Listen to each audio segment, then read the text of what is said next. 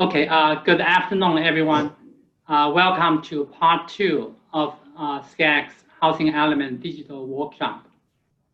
I'm Ping Chen, Manager of Compliance and Performance Monitoring at SCAG. I bring greetings from Sarah Jepson, Director of Planning at SCAG also. And most of you tuned in to last Thursday's part 1, where we took a look at new laws and guidelines with SCD and OPR. It also featured an overview of technical assistance offered by SCD and SCAG. And I hope you all got a lot of that last week.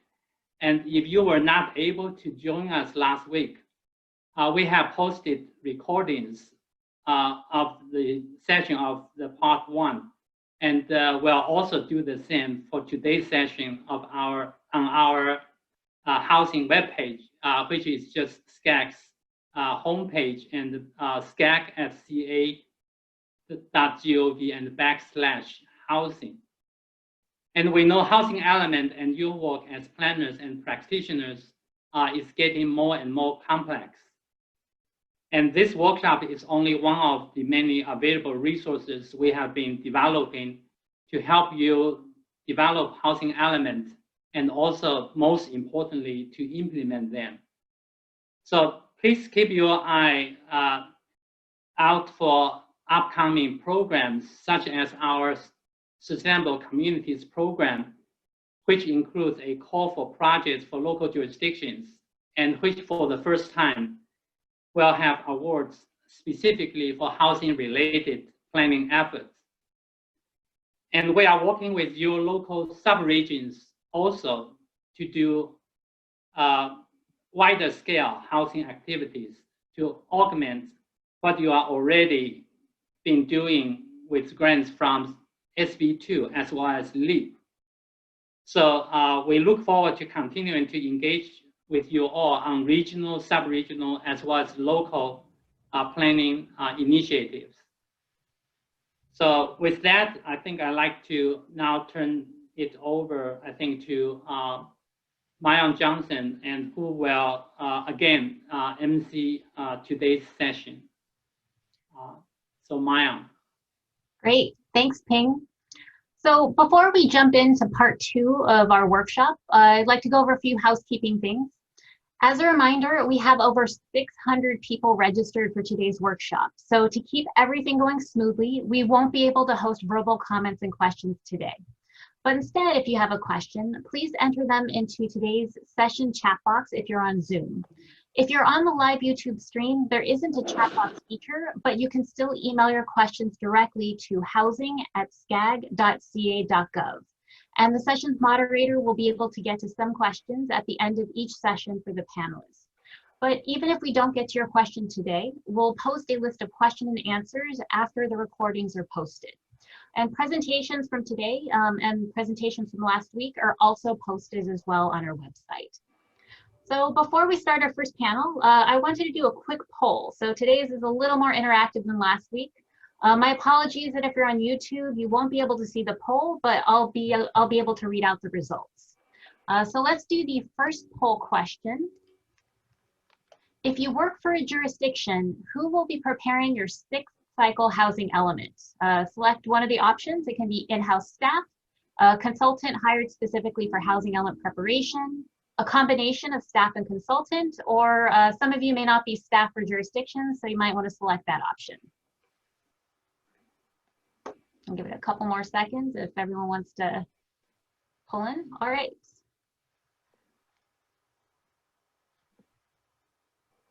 See a couple of you still answering. Hopefully you're not multitasking too much.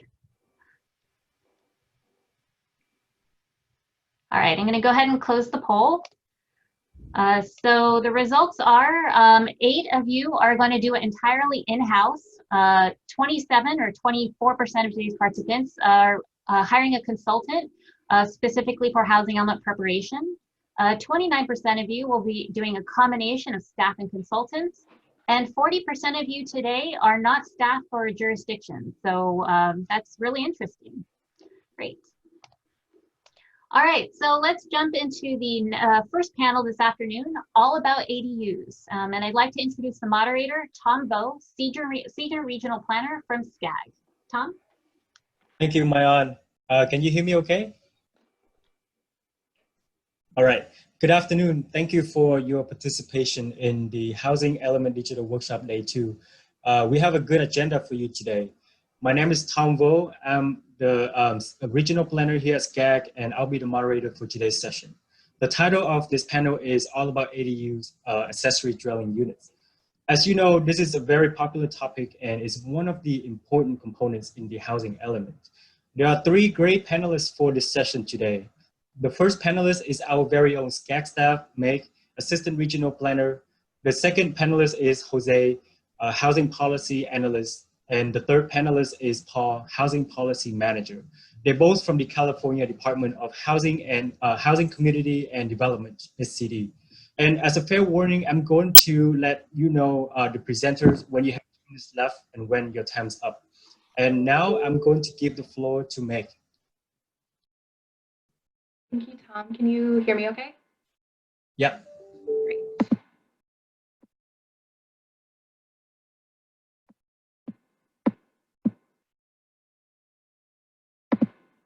Okay, is this presentation visible for everyone?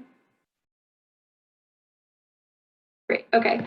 Well, thanks everyone for joining us this afternoon. My name is Meg Healy. I'm an Assistant Regional Planner, and I'm going to be presenting the findings from our Regional ADU Affordability Analysis.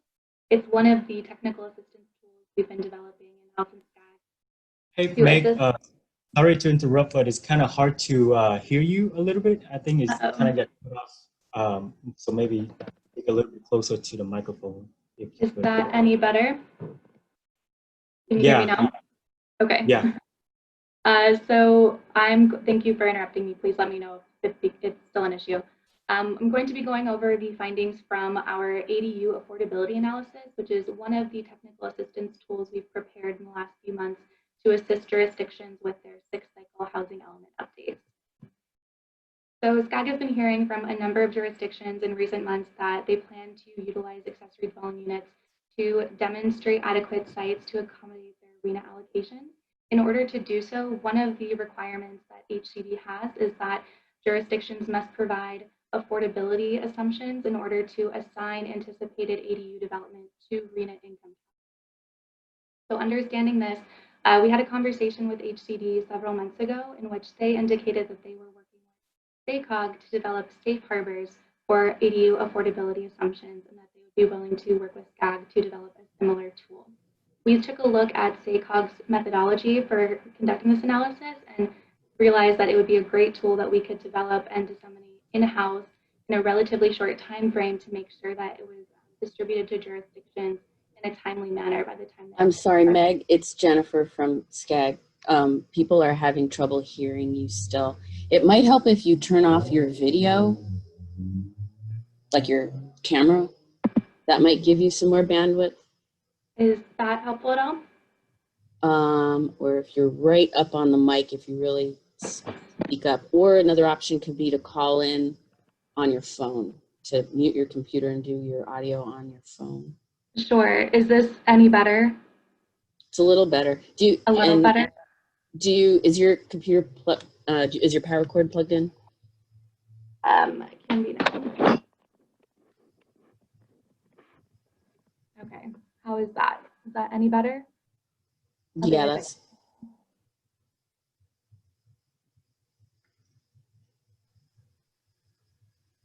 I can continue, or is this volume any better for people? That sounds better. Yeah. Okay, great. Should I start from the beginning then? Maybe that would be good. Okay. Sorry about that. And let's see, I can't tell if this is still presenting at this point. So you're not in full screen mode. If you hit the little Okay. yeah, there you go. Perfect. Okay, great. So I'm just going over the findings from our regional ADU affordability analysis. It's one of several tools that we've developed for, it's one of several technical assistance tools we've developed recently to assist jurisdictions in completing their 6th cycle housing element updates. We've been hearing from a number of jurisdictions that they intend to utilize accessory dwelling units to demonstrate adequate sites to accommodate their RHNA allocations. In order to do so, one of several requirements that HCD has is that jurisdictions must provide affordability assumptions so that anticipated ADU development can be assigned to RHNA income categories.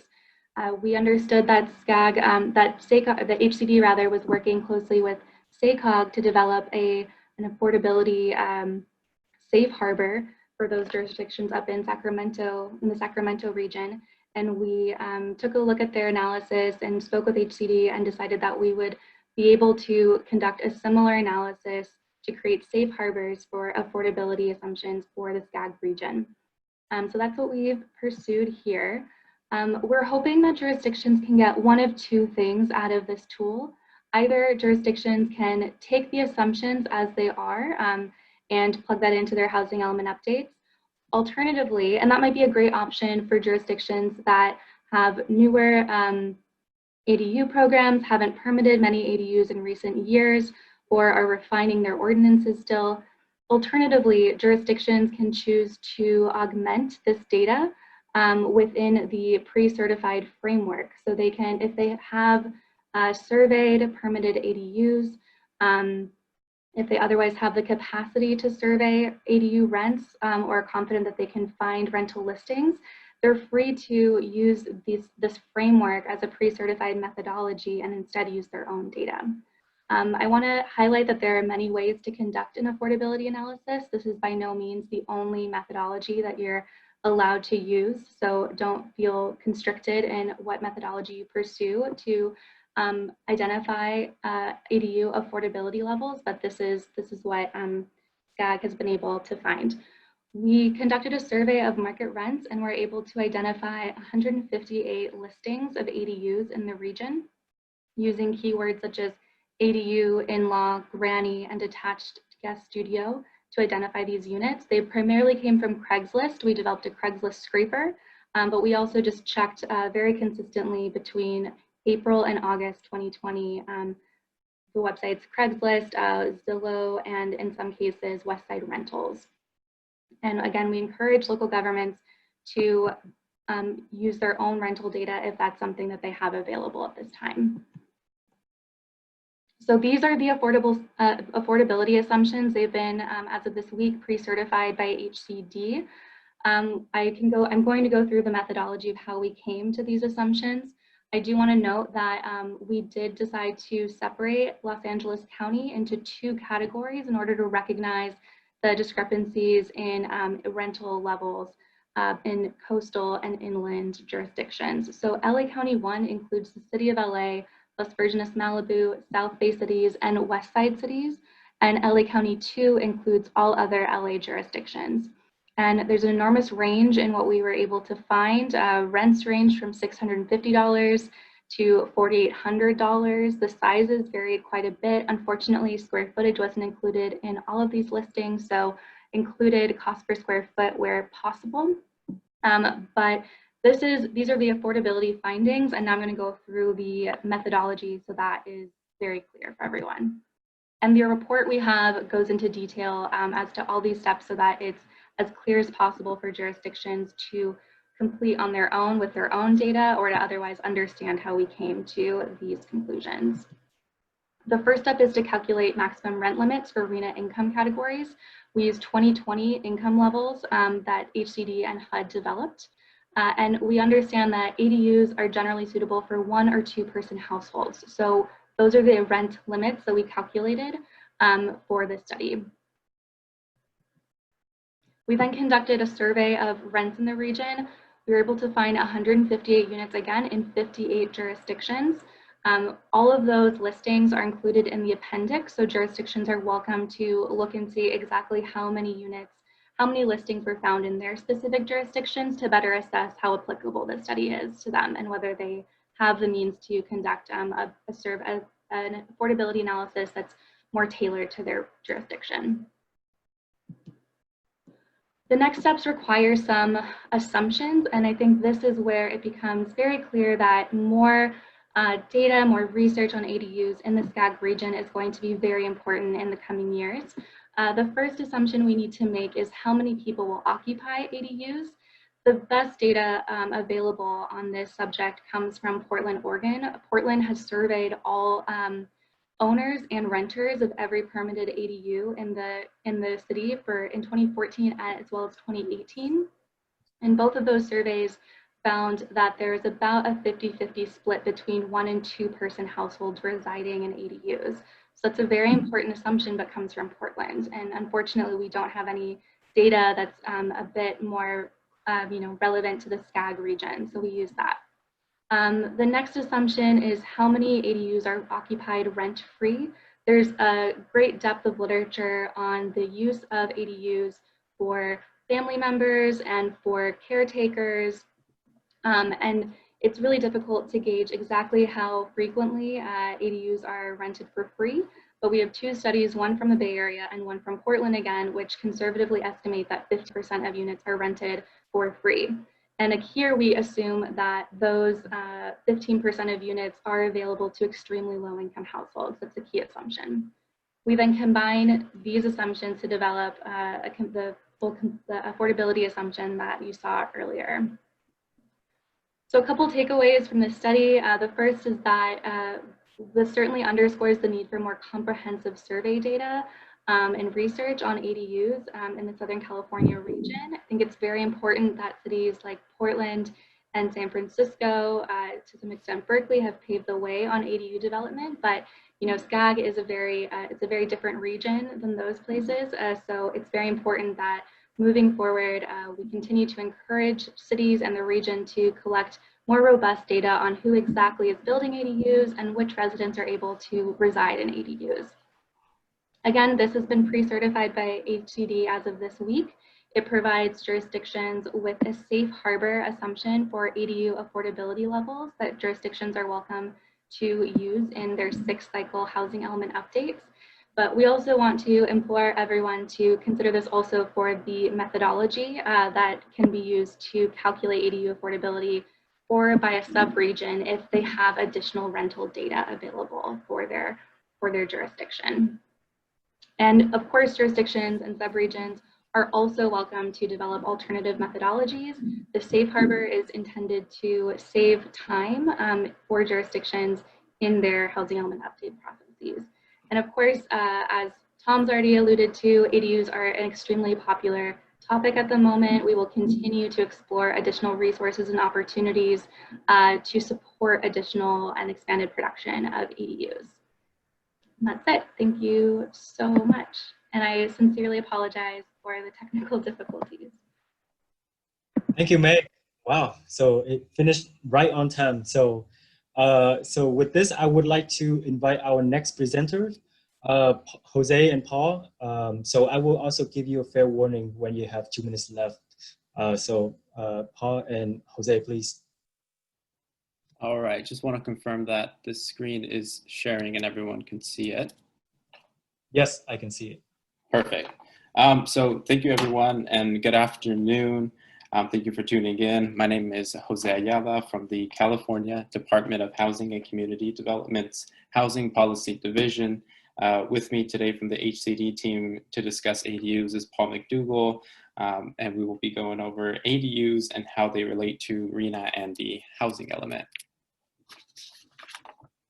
So for those who've seen this similar format, we've gone ahead and cut out all the development standard portion of the ADU conversation, and we're just going to stick straight to how ADUs relate back to the housing element.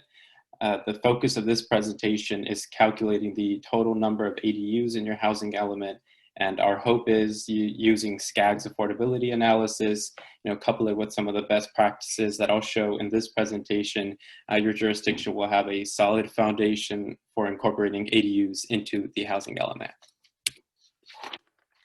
So ADUs in the 6th cycle. To reiterate, we'll be projecting the number of new ADU units, the required level of analysis that we are, as HCD, requiring based on how aggressive your jurisdiction will be in projecting the total number of ADUs.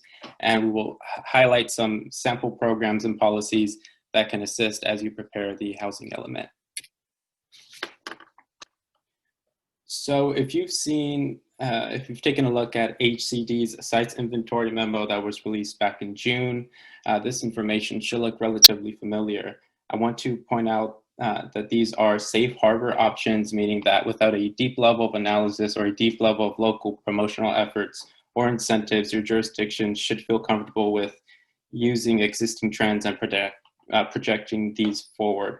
A few things to point out here: the 5-time projection in the second bullet is intended to capture ADU production prior to 2018. And then, of course, HCD is open and willing to consider projections that go beyond these baseline projections. Just note that there will need to be programs, incentives, or processes that streamline ADU production. So, you might be asking yourself, what are some of those sample programs and policies that we as a jurisdiction can use to support ADU projections? Here are a few that you might want to consider. For instance, a reduction in building permit, planning, development fees is going to make ADU creation more attractive and feasible for applicants. So a program that addresses this could be one potential option. Another option is having pre-approved ADU plans where applicants could come in, pick a design off a shelf, and expedite the process and reduce the cost to create an ADU.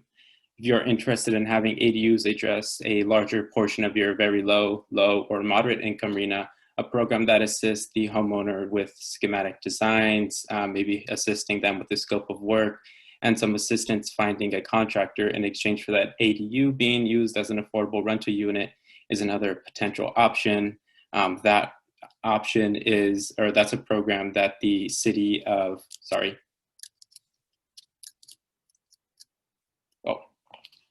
let me try to go back one slide. Here we go. That's a program that the city of Napa has, and it's called the Junior Unit Initiative Program. Another program to consider is an amnesty program for unpermitted ADUs to apply for the legalization of that unit. A program like this would allow the homeowner to meet with planning staff, prepare a plan of the dwelling, and submit for review. This is especially useful when we couple this with the requirements in SB 13 or Section 17980.12 of the Health and Safety Code, which calls for the delay of enforcement actions for violations not necessary to protect health and safety. And to round out the examples that I have on the screen, a program that will substantially enhance the outreach efforts of your jurisdiction, assisting residents recognize the feasibility of ADUs, maybe providing a cost calculator, and creating marketing materials is also something to consider. And then the last point here is, please note that with AB 671, that now requires jurisdictions to include a plan or program to incentivize and promote the creation of ADUs that could be offered at an affordable rent for very low, or moderate income households.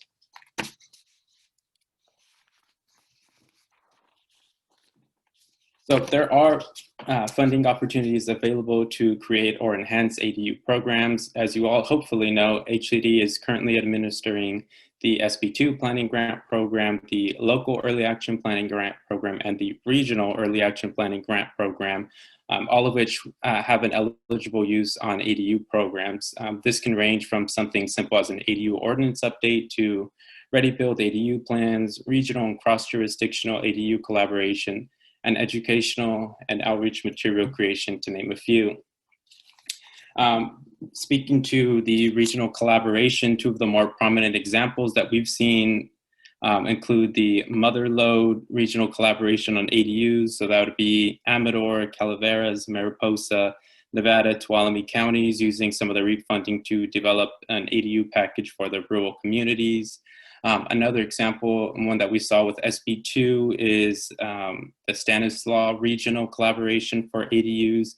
That's 6 cities in the region plus the county, and they partnered together to adopt 7 distinct pre-approved plans, any of which would allow an applicant to go to any of the 7 jurisdictions and have that plan streamlined for them. So that plan complied with all the local city and zoning and ADU requirements. And then additionally, to those pre-approved plans, each of the individual cities had marketing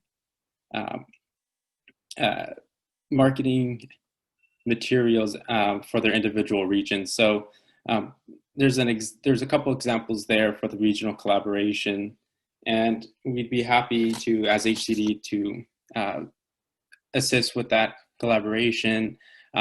Those 2 regional collaborative efforts are in different stages. Stanislaus County is already ready to go. They've been approved for SB2 funding. The Mother Lode is at the beginning stages, so we see 2 examples there. And then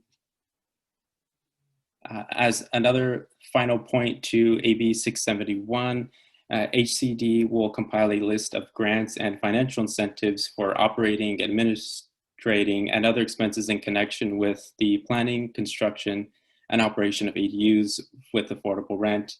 We're currently compiling that list, and we'll post that to our ADU webpage before December 31st of 2020.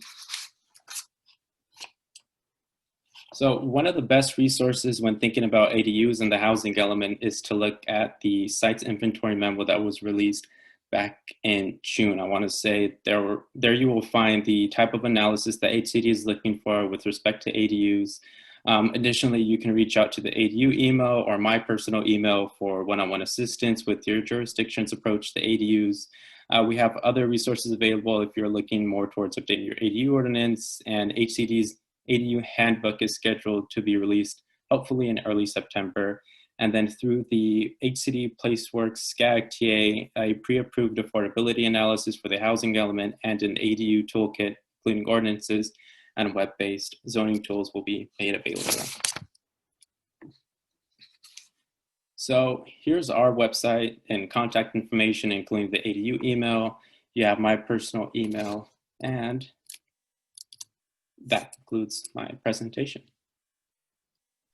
Thank you, Jose. Wow, these presentations really finished on time, so I didn't have to interject, so that's really good. I think I also wanted to transition now into the Q&A section, and Sohab and Paul were gratefully to help me with facilitating the questions. So we got several questions here related to ADU affordability analysis first, and maybe Meg, you already went through this, but what community was this research conducted in? We found listings in 58 jurisdictions, and those 58 jurisdictions are listed in the appendix. I have details for every single listing that we found with the jurisdiction attached to it, so you can see precisely what the rent limit was, what the rental cost was, as well as size and any other relevant information such as number of bedrooms, number of bathrooms. So yeah, we only have data for 58 jurisdictions, but this was conducted regionally and a scrape of Craigslist essentially. Okay, and the next question is, any effort made to review short-term rental listing? That's an excellent question, and certainly a big factor in considering ADU ordinances, but that was not a topic we considered for this analysis. Though moving forward, I think that's certainly something we should consider. Okay, great. And then, this question, I think Kevin already responded, or you can tell the audience about, will this study be posted on the SCAG website? Yes, it will be. It's all finalized. We're just finishing up formatting, so just needs to get a bit pretty. But it will be, I included the link. It's going to live with our other housing element update technical assistance tools, 2 of which are already published.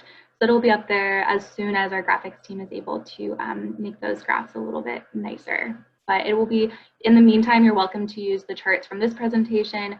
If you're very keen to see the appendix, you can email me at healy@scag.ca.gov, and I'll send that over to you. All right. I think that's I see some more comments here and questions here in the chat. Let me just go through the list that I got earlier regarding ADU in general. There was a question that says, are there any published matrix with square foot of various business types needed to support housing population? Also, in support of the transportation, are there any BMT matrix we should be aware of?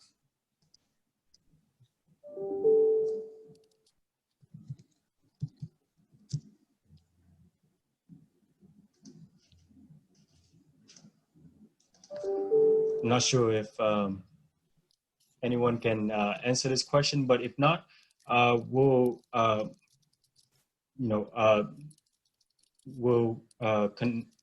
post it later with answers on the website. So I will move on to the next question here. How much of the authorized ADUs is credited against our housing RENA?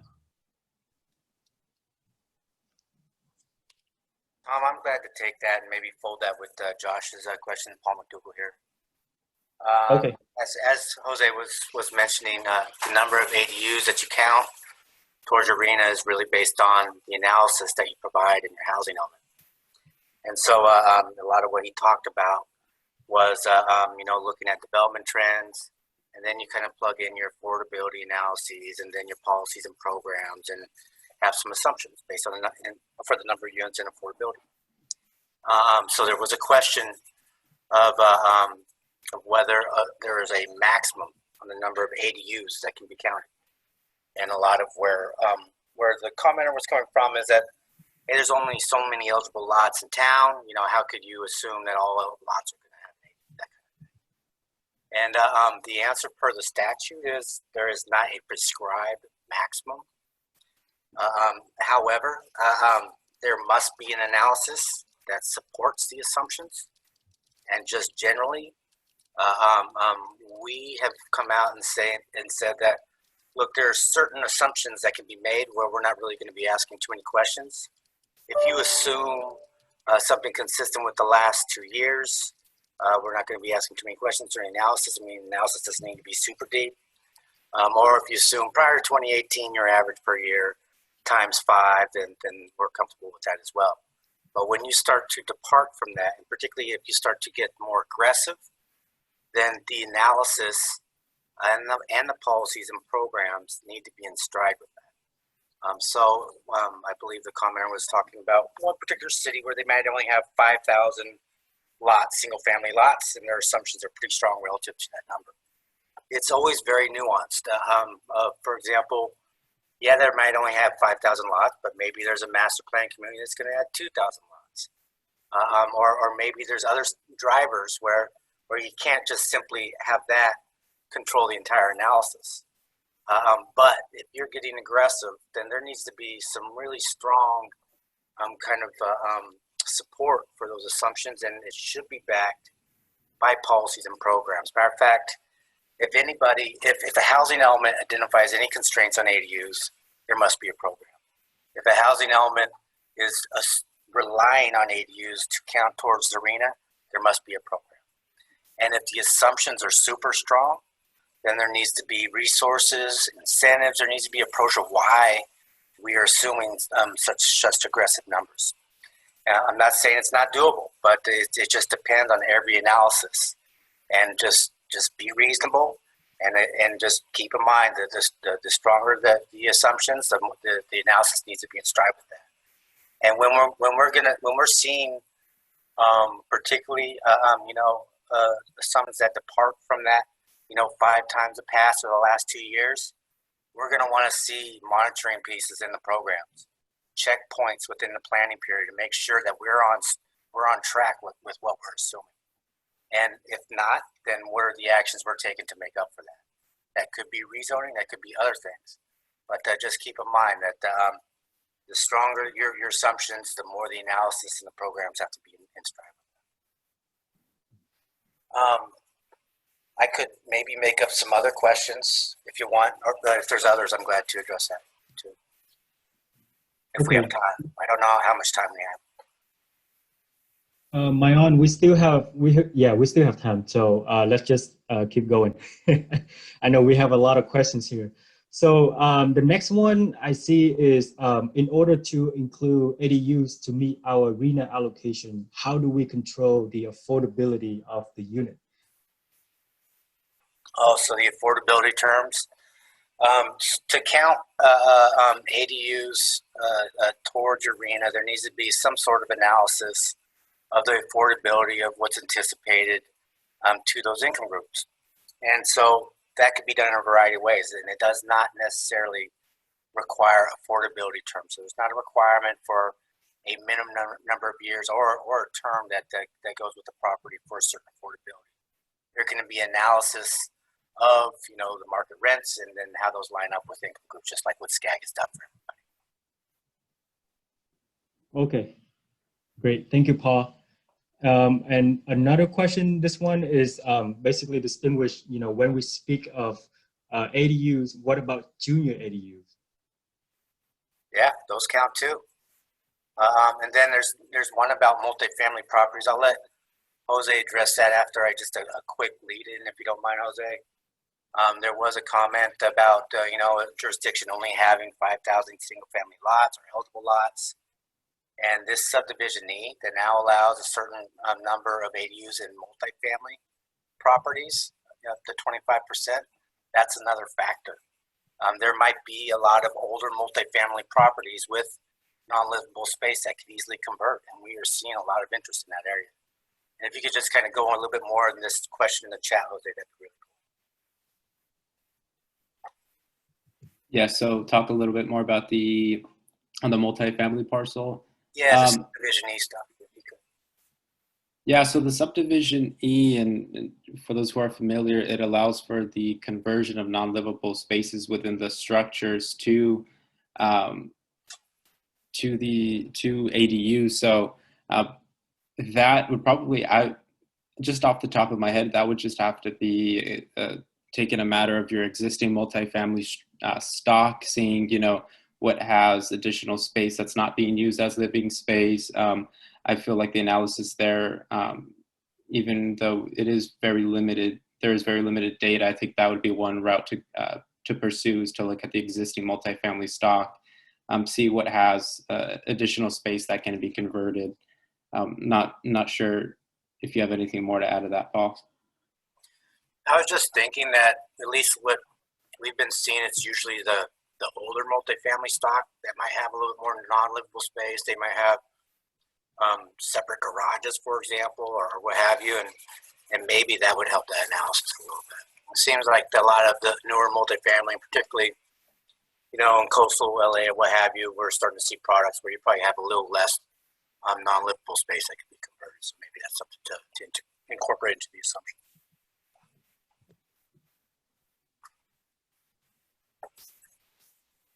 All right. Do you see any other questions? I have several more here. I can go through them. So there was another question about building permits data. Can we include current data related to building permits that have been pulled from the unit?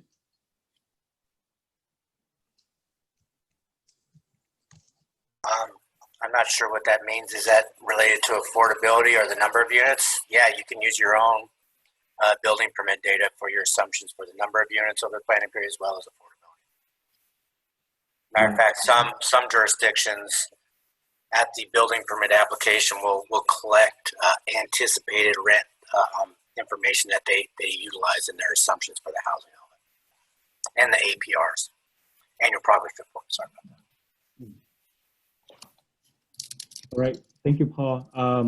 And we have one question that related to the calculation, but I guess we're not going to go too much in detail about this. So maybe we can take this into consideration and maybe try answer that on the website later.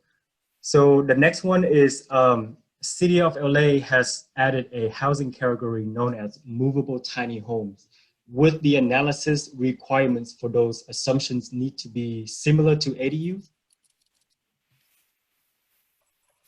Yeah, so that's an area that we're not completely firmed up on, but you know, to the extent I believe we put in our memo, to the extent that there's some sort of sense of permanency for those, because they're technically vehicles, right? Under RV code usually, and to the extent that there's some sense of permanency and some assumptions around that, then we're fairly comfortable with it.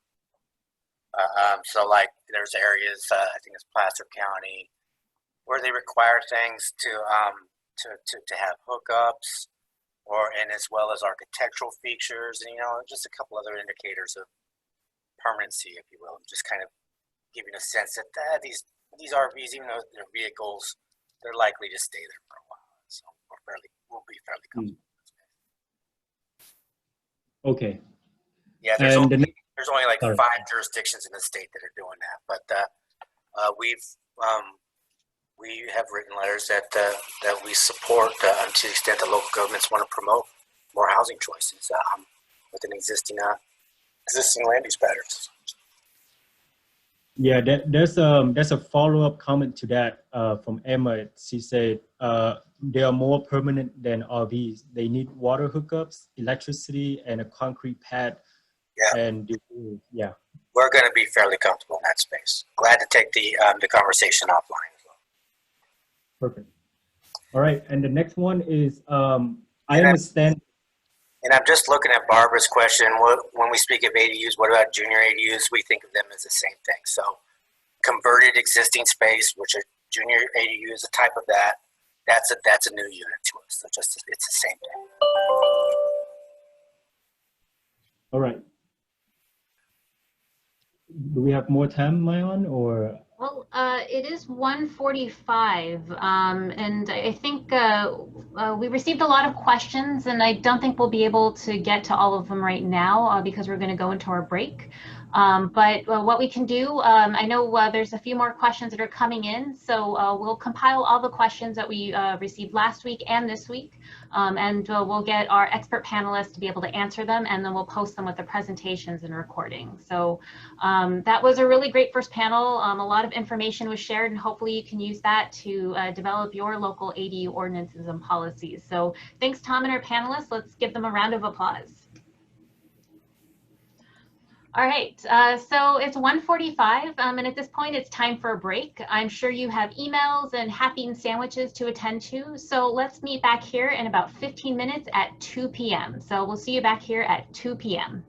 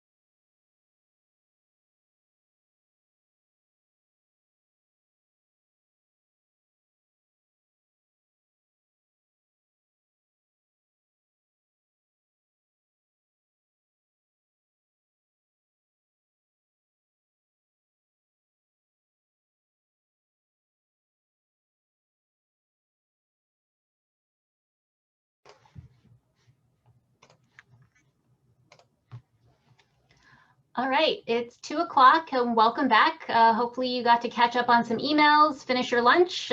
So let's get started. Before we move on to our next panel, let's have another poll to see what your biggest housing element update needs are.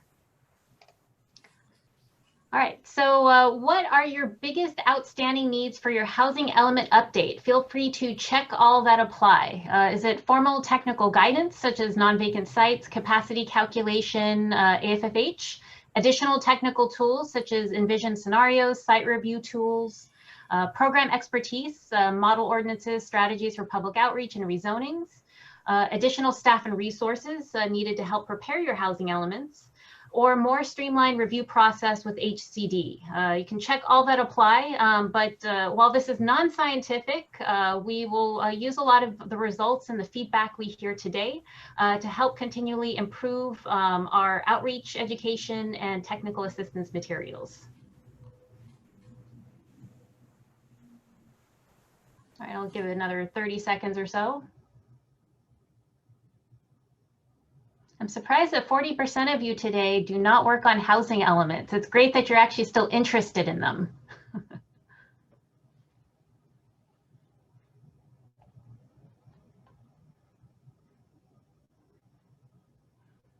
All right, I'm going to end polling. All right, so the results, 76% of you would like some more, you have needs with formal technical guidance. A little more than half of you, 55%, would like more additional technical tools. 53% would like more program expertise. 42% say that additional staff and resources are needed. And 36% would also like a more streamlined review process with HCD. So these are all really good to know. All right, thanks everyone for participating in that quick poll.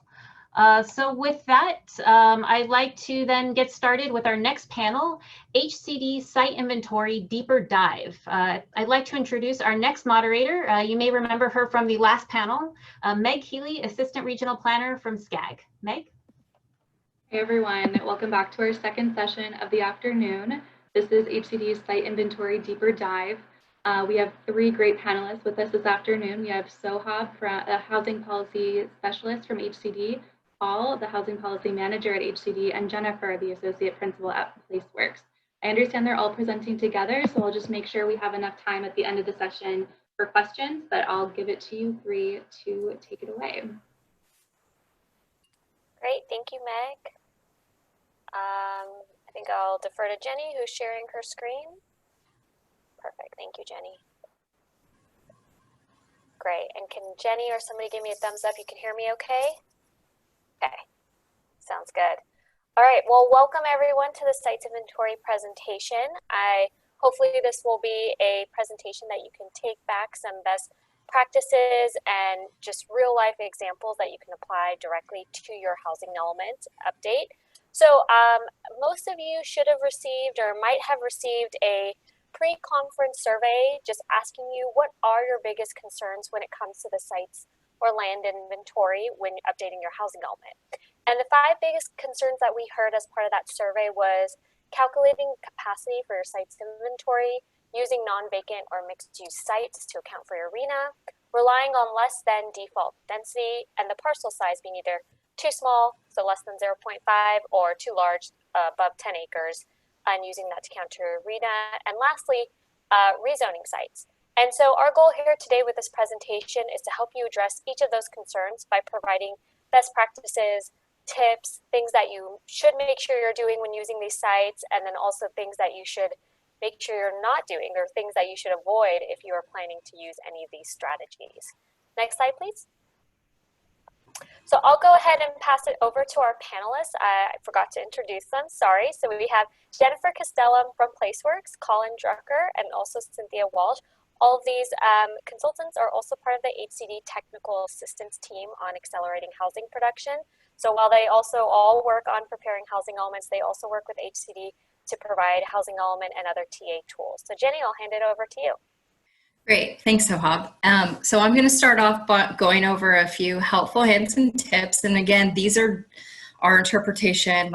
As Sohab mentioned, my team and I, we We do quite a few housing elements, probably about 100 during the last cycle. So we work across the whole state from the very, very north all the way down to Imperial County. So these are things that we like to do. So, and I've kind of taken the liberty to interpret some of HCD's laws and how we like to implement them in our land inventory. So I'm going to start, and then Colin and Cynthia are going to go through a few examples as well. And then we're going to punt all of our questions over to Paul to answer so that we can get those answered. So, all right, when you're starting your sites inventory, so as a consultant, and we also through our SB2 work are helping some of the jurisdictions get into compliance, we like to start with the 5th cycle land inventory. And we hope that's in an Excel spreadsheet. If not, put it into an Excel spreadsheet. And then we work with the jurisdiction to remove all the sites from your 5th cycle that have been built or that aren't available anymore. And then we add in anything new that is either been rezoned or through annexation or a specific plan that's come online in the last 8 years. So it's great if you are maintaining a land inventory throughout the planning period, but if you're not, it's okay. You can start there. The next thing that we do is we go through your approved projects and we talk about whether these projects will actually come to fruition in within the 8-year planning period.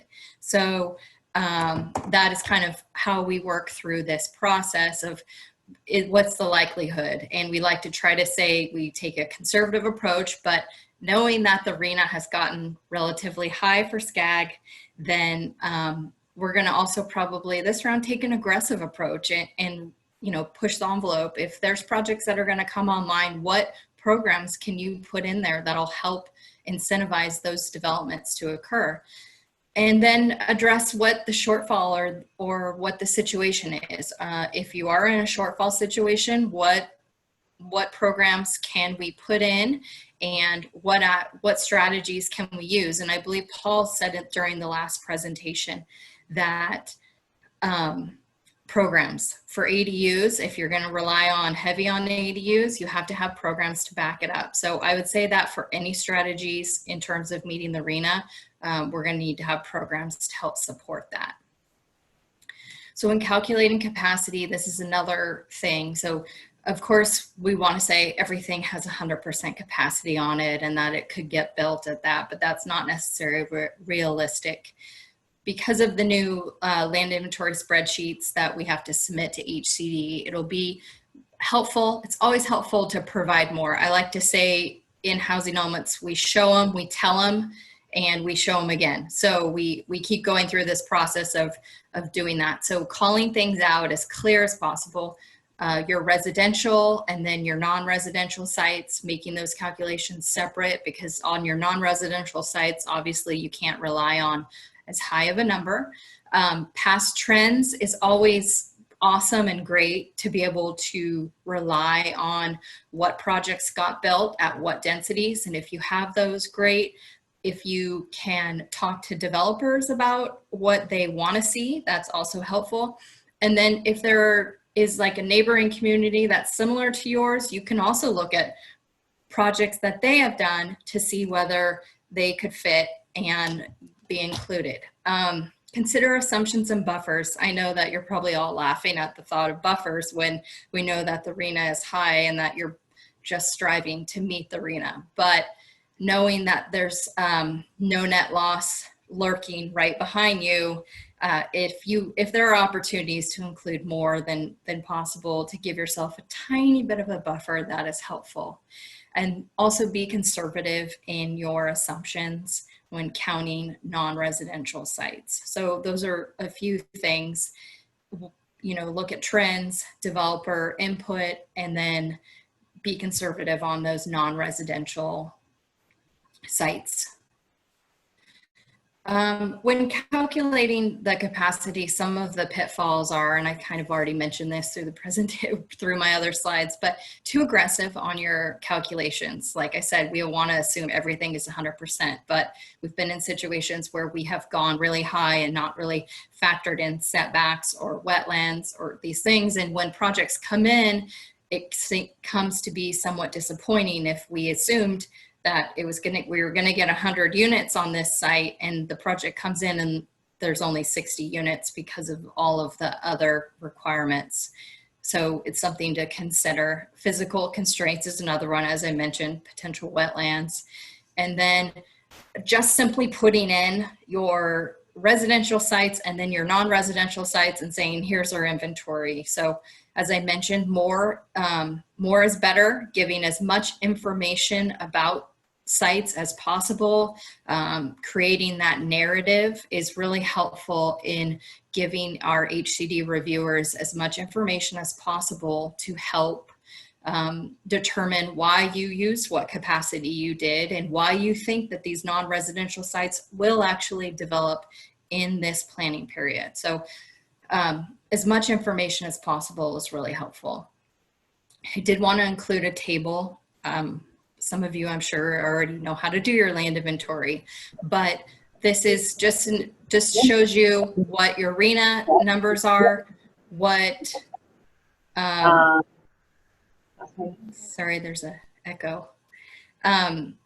We call out specifically approved projects separately, because if we know that a project that's approved is going to happen within 8 years, and we know there's some affordability covenants on some of those sites, as in this example, then we want to already give you credit. We want to take those numbers off the top of your RENA.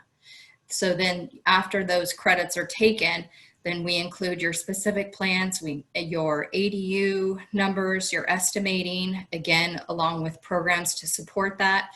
When we're talking about a specific plan, make sure that you include what the phasing is on it, what the description of the plan is and when that's going to develop, and then just your vacant sites. So in this case, this community has a surplus, which is tight on the lower income number, but overall is great. They have surplus. So this is how they would identify their land inventory.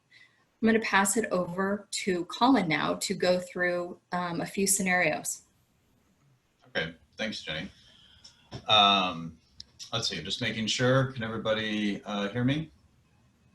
Okay, Jenny's face is still up on my screen, so I wasn't sure. So for many jurisdictions in Southern California, vacant parcels are few and far between. They're really kind of a luxury from years ago. For some places in the SCAG region, there is vacant land, but in many cases, it's just not going to be enough to tackle this cycle's RENA.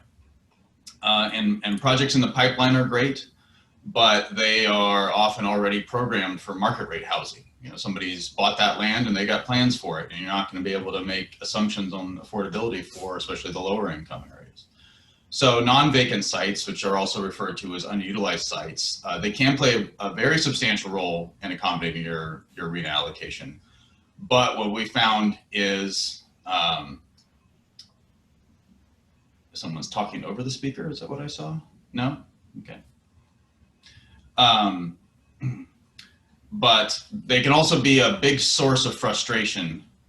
We've seen if you don't follow some of these key rules and guides that you see on the screen. So the first is timing. Identifying an unutilized site for a housing element is different from a lot of planning efforts. For general plans, for example, your planning horizon is sometime in the next 20 years. And with that time frame, most residential and even some residential sites could be candidates for redevelopment. But for housing elements, you're looking for sites that could realistically redevelop or intensify in the next 8 years. And so to answer this, to identify what site is underutilized for the purpose of a housing element, you need details, a lot of details, as many as you can. And here's one area where I would caution against going back and looking at older housing elements in years past. State housing law is tightened up, and you need to evaluate more than one or two aspects of an underutilized site to qualify it for a housing element. So for example, sites with relatively little building space compared to the size of their lot. Something like a floor area ratio below 0.25. it's a great characteristic to have. It means a future developer doesn't have to spend as much throwaway money, the money that they spend demolishing building space, and instead they can spend more money on building new space. And if the building space isn't worth that much, say it's older and especially compared to the land value, something like you've heard an improvement to land value ratio, let's say less than 1, so much the better. But simply having these two characteristics is not enough. What I've just described would also apply to a lot of our shopping centers that are around. And we need to know more details so that we can determine if this is a site that could go up for sale given the right zoning, or if the property owner is just fine collecting a steady stream of monthly revenue for the next 8 years. There we go. Yes, good. I'm not crazy. So on the screen are some of the features of the property that we would recommend gathering, and the amount of underutilized sites that you're using and the degree to which you're relying on them for lower income. The more that you go there, the more details that we're going to need, and the more we're going to go into not just are the site characteristics, the property features there, but what is the development interest? And then it's also, even if you have a lot of these characteristics, or all of these characteristics of a good unutilized site, the zoning needs to be high enough to stimulate change. The zoning needs to give the developer enough revenue that they can pay the property owner and the costs of development. So they need to stimulate change. So you should obtain and document the community's input, the development community's input, the for-profit and affordable, on the densities needed to turn over properties in your city, and it may, or your county, and it may vary by existing land use or the location of the site. And you also should identify other incentives that the jurisdiction can offer to encourage and facilitate new housing. And then finally on this slide, to clear up a common misconception, you can use unutilized sites for more than 50% of your lower income RHNA. You just need to strengthen the evidence that the unutilized sites are good candidates, whether through more details on the property or stronger support from the owners and development community. Just try and make the most convincing argument possible. Next slide. So what I said on unutilized sites can often get applied to mixed-use sites as well, because a lot of jurisdictions have applied mixed use over their unutilized sites over the past 10 to 15 years. And so it's very tempting on mixed use sites to use the high densities that often get associated with mixed use zones, 30, 40, 50, 60 units the acre or more. And simply, as Jenny mentioned before, simply say, great, I've got 10 acres and they allow 60 units an acre. Wow, I've got a huge amount of development potential there. And that is not what you want to do. It's mixed use. It's not residential with a smattering of commercial, although that's how a lot of the projects that are getting developed. So what you want to do is make sure that your mixed use zone, and I think I saw someone in the chat ask about this, you want to make sure that your mixed use zone allows 100% residential projects, and that it has either that, or it also has, or in place of some minimum amount of residential that needs to be developed. And it should be more than a token amount if you want to count it for more than a token amount. We also would want to know, is there a minimum amount of non-residential that is going there? It's basically, what is the likelihood that residential is going to get built on this site? And then what incentives do you have? Or do you have some streamlining options for when you're doing residential? Are there reduced fees? And then on the development side, what type of interest are you seeing? I think for a number of years, mixed use sites just stayed purple or whatever color they were on the land use map, and the market didn't catch up, especially in areas outside of urban centers. And is that changing? Are there comparable cities you can look at where the city or the county is really setting the table with its mixed use zoning to stimulate change? And again, just to emphasize, don't overestimate the capacity either by using that maximum density, unless you can demonstrate that there's a whole bunch of projects that are using that upper end, or by assuming 100% residential on all the mixed use sites. You do want to make sure that you are in year 5 or year 2 or year 7, you're not in trouble because you're having to go rezone sites because your estimates were too high. So you can use the above kind of zoning standard bullets there. You can use mixed use sites that don't allow 100% residential or don't have a minimum amount of residential, but you really need to have strong programs or other mechanisms that show that you're going to get some housing out of that. And probably the next 8 years is what the housing element timeframe needs to be. Next slide. And so this is the last slide I'm talking on. This is really what happens if you are relying on sites that are less than the default densities that were introduced into state law a while ago. So for the SCAG region, we really have two types of jurisdictions in terms of default densities. There's those where it's 30 units an acre is your minimum, not minimum, I shouldn't say it. 30 units an acre is the default density that if you have that in line with your zoning, or 20 units an acre for Imperial and Ventura County, then your zoning is deemed adequate to potentially accommodate lower income housing. So I've put up some examples there of the types of zoning ranges. Basically, you cannot say we allow a maximum of 30 units an acre and therefore we've met the threshold. It has to be reasonable.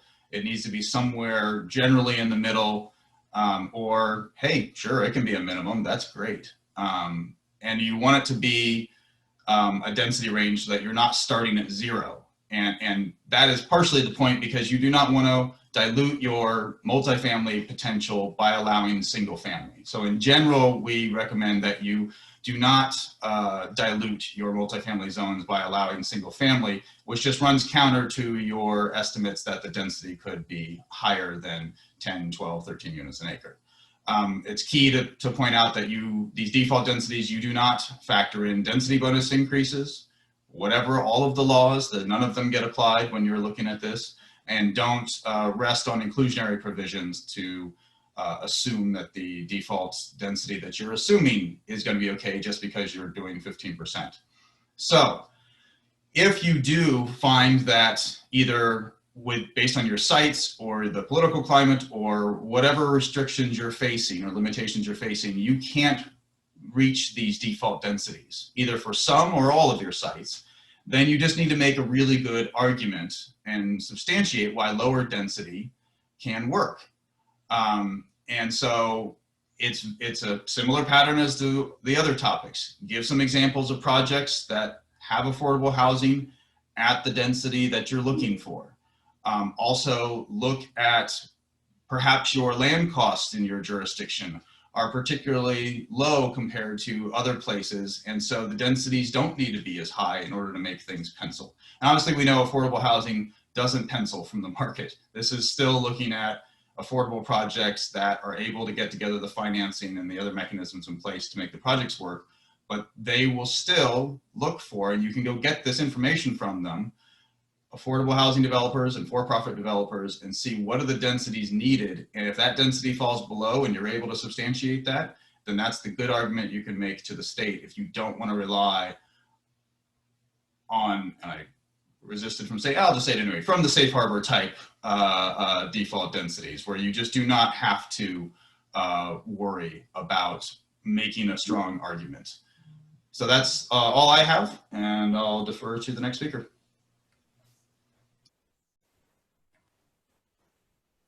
All right, can you see me? Can you hear me? Yes, no? Yes. Okay, thanks. All right, so moving on to AB 1397. AB 1397 puts forth additional requirements on the sites inventory. So this is regarding previously identified sites. So when you're looking at your sites, the first step would be to compare the 4th and 5th cycle site inventories. You want to identify which sites were used in both cycles to meet a portion of your lower income RHNA. Once you've done that, you will want to denote them some way in the document by bolding, italicizing, etc., so that they're easily identified. Once you've identified those sites, there is now a 20% buy right requirement for them. which means if a project comes in and has an affordability component that is 20% or more, it must be permitted by right without discretionary review. So there's two ways to implement this. You can either create an overlay zone and apply that through that overlay, or you can amend the existing zoning and add in language to clarify the 20% by right. There is one other way to address this requirement, and that would be, so it's not on a site-by-site basis, it would be to make multifamily by right without discretionary review in your multifamily zone across the board. All right, next slide. When looking at small and large sites, so we're looking at sites that are smaller than 1/2 of an acre or larger than 10. So 1397 does not preclude you from including these in your document. It just means that you are required to include additional analysis to support why they are appropriate. So certain ways to show that would be to look at development trends. Are developments occurring in your community on these smaller sites or the larger sites? The next thing that you could do would be to see if there's any developer interest on those specific sites, or you can even reach out to developers to see if a project could actually pencil out on this different size of sites. You can also look at the possibility of lot consolidation or lot splitting as a way to facilitate the development on these sites. And once you've completed this analysis, you want to include programs promoting and incentivizing and supporting the development on the site. So incentives could include flexible development standards, reduced parking, expedited permit processing, things like that. So after you've looked at all the possible ways to meet your RHNA and you're not able to accommodate your lower income allocation, you will need to include a by right rezone program. The by right is again based on a project that has at least a 20% affordability component to it. You will want to identify the number of acres needed to be rezoned to high density to meet that shortfall that you've identified. The sites that you identify must meet specific requirements. So if 50% of your shortfall must be met exclusively on residential, now there is an exception to that. If your mixed use zone allows 100% residential development and requires at least 50% of the floor area to develop as residential, then you can use mixed use sites over that 50% threshold. I know there was a lot to that, so please feel free to ask questions. The site must be rezoned to have a minimum density of 20 units to the acre and allow for at least 30, going back to the default densities discussion that Colin had. For example, the zoning could be 20 to 40, so you're meeting that 20 unit minimum and you're also meeting that 30 unit default density. For jurisdictions with a default density of 20 units to the acre, Imperial, and jurisdictions within Ventura County, you must have the minimum of 20, but you also can't have the maximum. So that one is a little bit tricky. So you're going to need to have a range that's possibly 20 to 23, 20 to 25 to meet that requirement. Again, this is just if you're identifying a rezone is needed for your inventory. The site must also allow for 16 units per site, so it must have the ability to hold at least 16 units on that site, which would be tricky if you are trying to rely on smaller sites. The site must permit owner and renter uses. And when you're crafting your rezone program, you want to make sure that you call out each one of these requirements in the program. Now, as far as timeline, the sites must be available during the planning period. So they must have available infrastructure, appropriate zoning, general plan designation. The site just needs to be shovel ready for development. The rezones must be completed within the first 3 years of the planning period. So for SCAG jurisdictions, that would be by October 15th, 2024. I'm going to pass this back over to Jenny. Okay, we just have 2 slides here to wrap it up. We want to include a little bit of Mythbusters to help you, because there's obviously a lot of buzz and a lot of talk about the housing elements and the new state laws. So a couple things here is mixing and matching of strategies. So you can include vacant sites. You can include non-vacant sites, which what we call non-vacant is like your mixed use sites or your infill sites or your non-residential sites that allow residential. Those are the things we're referencing on non-vacant. You can include ADUs. You can include specific plans. So basically take every opportunity you have to meet your RHNA. It's not just a one size fits all approach. It's what works best for your community. AB 1397 has kind of thrown us all for a little bit of a loop, and there's lots of questions. I just had a jurisdiction ask yesterday, well, I heard I can't count previous sites previously identified, which Cynthia did talk about. You can include sites previously identified. You have to denote what they are, and they do now have to allow for a 20% affordable component if a project comes in. You can still count small sites, and you can still count large sites. You just have to associate programs with how to facilitate that. So they didn't do away with any of those things. They're still allowed. Then I want to clarify on the housing element deadlines. The planning period, as you see here, is October 15th, 2021 to October 15th, 2029. Housing elements are due on the 15th of 2021. That is the due date to be in compliance. Now, the law says you have 120 days from that, which we put as February 11th, to adopt your housing element to stay on the 8-year cycle.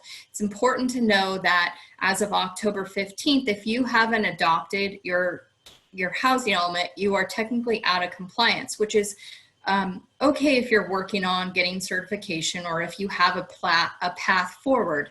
If there are grant funding programs that you know of between this October 16th and this February 11th deadline that require you to have a certified housing element, or you know of something else between that 120 days that you need a certified housing element, then you need to try to plan accordingly. So again, you do have till February 11th to adopt, to stay on the 8-year cycle, but you are out of compliance technically on that October 16th deadline. So just a little bit of clarification there. And then regarding default densities, again, it's a guide. It is a guide. It is a way, it's a somewhat easier process when negotiating, as I call it, with HCD on your land inventory. You don't have to use your default density, and you can rely on less. It does require analysis to show that your community is building at 22 units an acre, and here are the reasons why we're doing that, and here are the projects that we can reference, that we can show that we can still do affordable multifamily projects on these sites. So it just takes a little bit of analysis and finesse to create that discussion, but it is absolutely doable, and I've done it many times. I'm taking the liberty here a little on this one based on conversations from Paul, that HCD is potentially offering an informal kind of pre-review of specific sections of the, specifically in talking about the land inventory. If you are really super concerned that when you submit for that 60-day review process, that you're going to go into this crazy negotiation process with HCD and you don't know that your land inventory is tight enough and they're going to, tell you half your sites aren't viable, then I would recommend that you get in touch with HCD as soon as possible as you're drafting this to let them know that you would like to have them look at your land inventory prior to submitting for that 60-day review. Now, this last round, there was some streamlining, and most of the elements that we assisted with, we got done in one round of certification. HCD, we know there isn't the same streamlining, but HCD is still trying to work with jurisdictions to, again, when you submit for your 60-day review, we hope that there will be a conversation by day 30 and that you'll have some marching orders of some edits and changes that you need to make that you can then send back in the subsequent weeks to receive that conditional compliance letter by day 60. So that is a hope and a wish, and it doesn't always work out, but HCD is really trying to work with jurisdictions to get that done. So once you have that conditional compliance letter, whether it be at the 60-day, first 60-day review, or you do get a letter with finding, it's not the end of the world. Address those and resubmit. for an additional review or adopt after that 90-day adoption period. Adopt, and then it gets submitted for the 90-day adoption period. So I prefer the cleaner approach where you get a conditional compliance letter, and we work really hard to try to do that. But again, like I said, it's not always the situation, and I know they're going to be reviewing a lot, but if I would try to get in touch with them to get that pre-review, just so that you have some security going into your public hearings regarding your land inventory situation. And lastly, there's been some sort of discussion that jurisdictions are waiting till the RHNA is adopted to start their housing elements. And there's plenty of things that you can get going on now, and you can use the draft RHNA numbers to put your land inventory together. There's no reason, no harm why you couldn't start your housing element right now, getting ready, especially doing outreach and the background report and all those things. So no time like the present. With that, I will open it up to questions.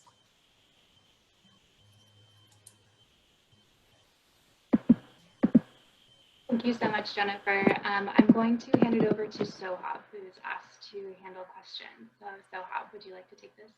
Sure, great. Thank you, Meg, and thank you, Jenny, Colin, and Cynthia for that presentation. So Paul has already gotten a head start on the questions, but there's a couple I've highlighted that have not been answered yet that I think will be useful for the group. So Paul, can unmute yourself. The first question is, if the majority, 90% or more, of the city is in a high fire severity zone, does that have to be part of the site's inventory analysis? Or more importantly, should it be part of the site's inventory analysis? So historically, the statute does not direct where local governments should zone for sites and to accommodate the RHNA. However, in this cycle, there is a little direction there, but mainly around affirmatively furthering fair housing. So it's not explicit.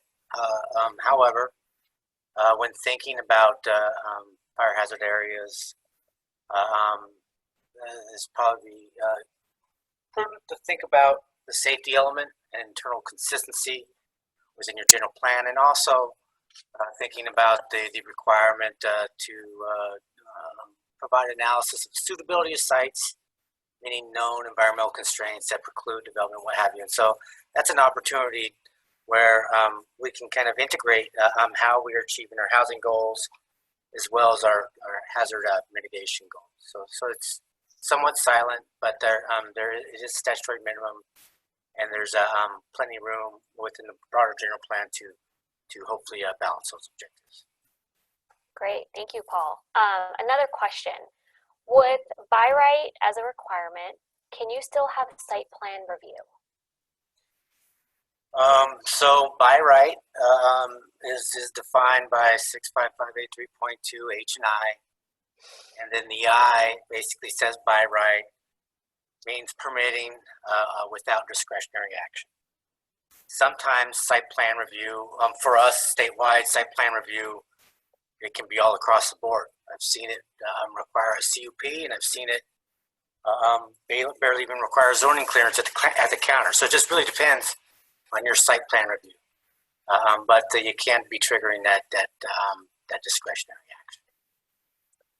Great, thank you, Paul. And I know that you've answered some questions in the chat. However, those watching on the YouTube stream did not get to see your answers, so I may repeat some questions that you've already answered. Well, thank you for the opportunity, Sohab.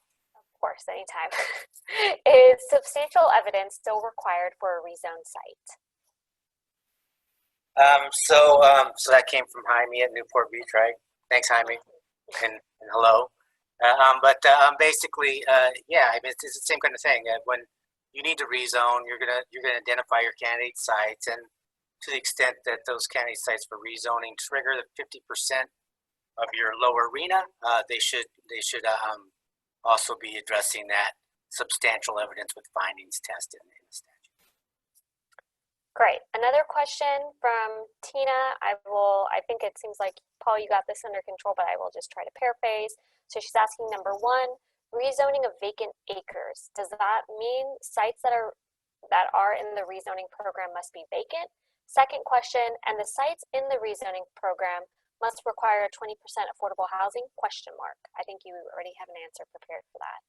Yeah, and I think that just might be some kind of, maybe we can go back to the slide. I wasn't quite sure what that meant, but rezone sites can be vacant or non-vacant, and those sites generally do, you know, it's sites. And then the second piece, the 20% affordability. That 20% is in that subdivision H that I talk about, where you rezone for a shortfall. It triggers subdivision H and I, and that H includes 20% affordability requirement.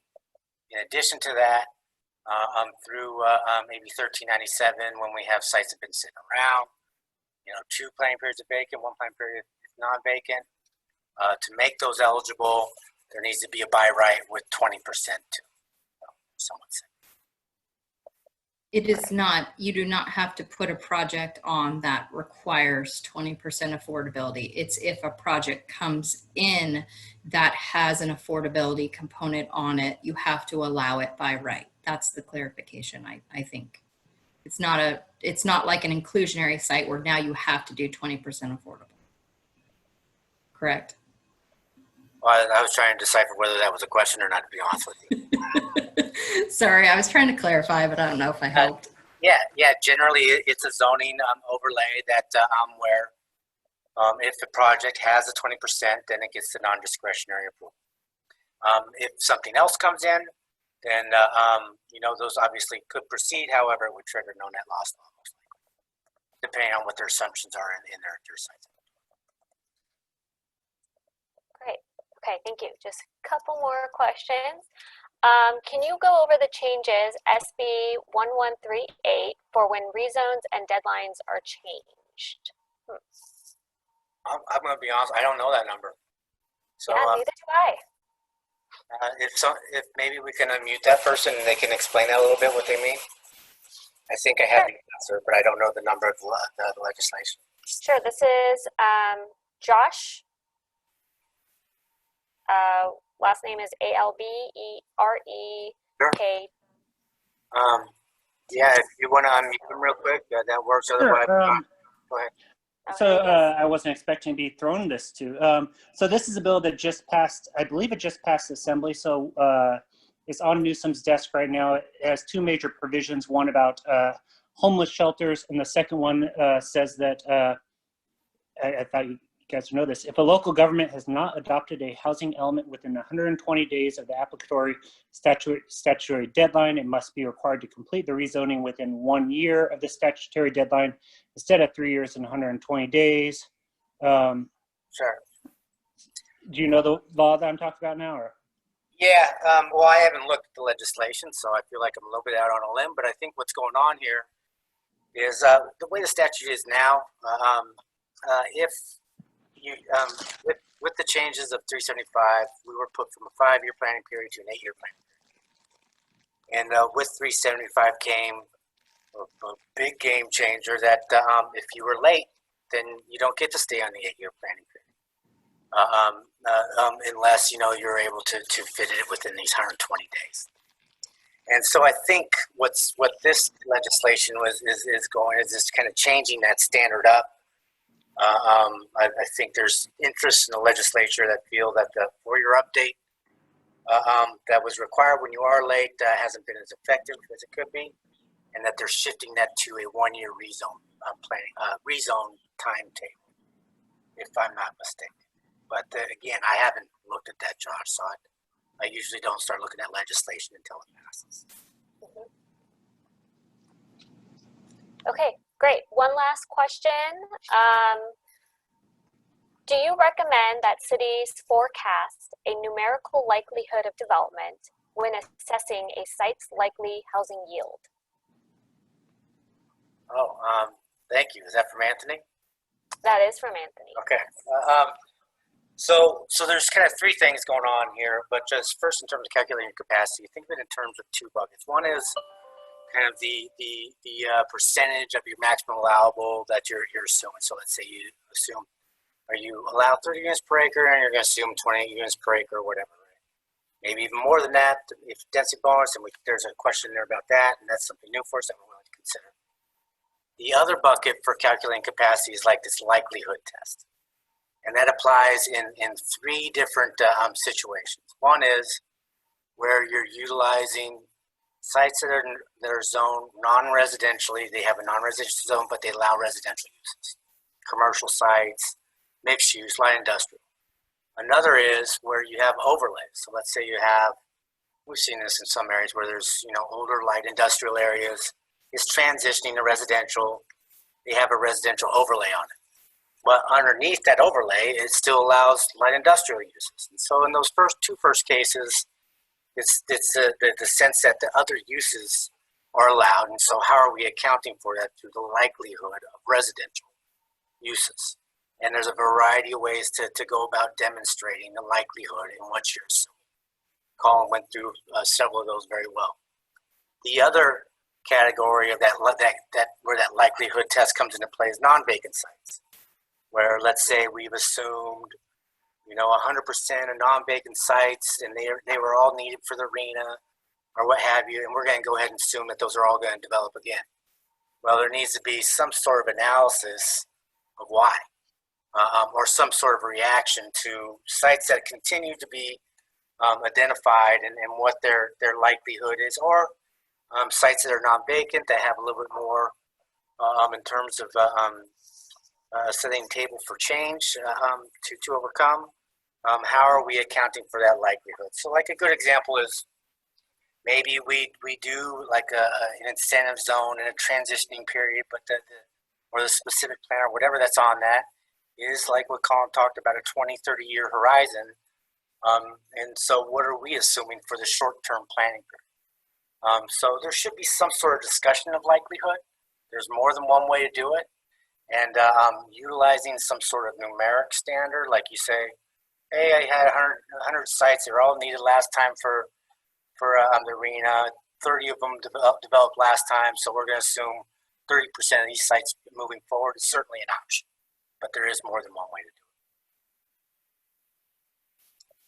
Great, thank you, Paul. You've actually gone through pretty much all the questions, so I will hand it back to Meg and SCAG staff.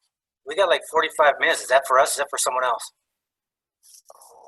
I'm not sure, Paul. Do you want to take up the rest of the time? No, if it's for somewhere else, we're very good going, but we got 45 minutes left over. I will defer to Meg and SCAG staff. Okay, I'm muted. Thank you so much. You actually wrapped up 12 minutes early, which I think is unprecedented for these discussions. So well done. If there are no further questions, I guess we can adjourn for a little break potentially before our next session. Mayan, do you have any preferences on that? Well, I'm thinking we do have one more panel after this, but it is a shorter panel and it pivots away from the technical side of things. So I figure, well, instead of taking a break, why don't we just go into the next panel? Our panelists are here. So thank you, Meg, Sohab, and our panelists. Let's give them a round of applause. So as a reminder, this presentation and also your Q&A will be posted after today's session. So keep on the lookout for that. So we've made it to the last panel of the workshop, and you've been able to hear about the wide range of technical assistance from HCD and SCAG and the wealth of data information that are available to help you prepare for your housing element. So this next session, we'll pivot away from that technical side. We're going to look at successful housing elements from planners and practitioners, their stories and tips for having a successful housing element. So our panelists today will share with you their fun and not so fun stories about developing housing elements and how they shepherd them through the public engagement and HCD review process. And they'll be able to also provide some tips that hopefully you can also implement as you develop your 6-cycle housing element. So before we start, let's do 2 quick polls. So the first one, and again, these are not scientific in any way. This is more just for fun, just to get a sense of what you're working on. How many housing elements have you worked on? And I know some of you today are dialing in. You may be a stakeholder, you don't work on housing elements, or you may just be a concerned resident or an elected official. So feel free to answer any one of those, though the last one may work for you. I don't work on housing elements, but I play one on TV.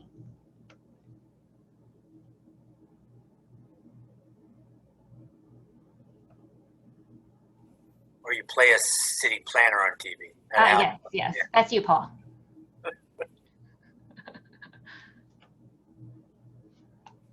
How come you don't have a more than 4 category? Because I'm kind of in that one.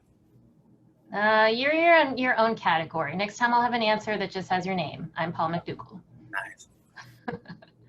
All right, I'm going to close the polling. So the results are 38% of you say this is your first housing element. This is great. A lot of wealth of information. This is probably going to be one of the hardest housing elements you'll so far that a lot of you have seen if this is not your first one. So 19% have done the 2 housing elements, the 5th and 6th cycles. 14% 4, 5, and 6 housing element cycles. And 5% of you have worked on more than 3. So that's actually really great. So a lot of you are veterans in all of this. And then 24% of you play a city planner on TV. You don't work on housing elements, but maybe someday you will. All right, and so we have actually another poll question. I promise this is the last one, but hopefully these are all informative. So this next one. What is the most amount of times you've had to resubmit a draft housing element for HCD review? So a number of you, this is your first housing element, once, twice, 3 times or more, or if you're too embarrassed to admit.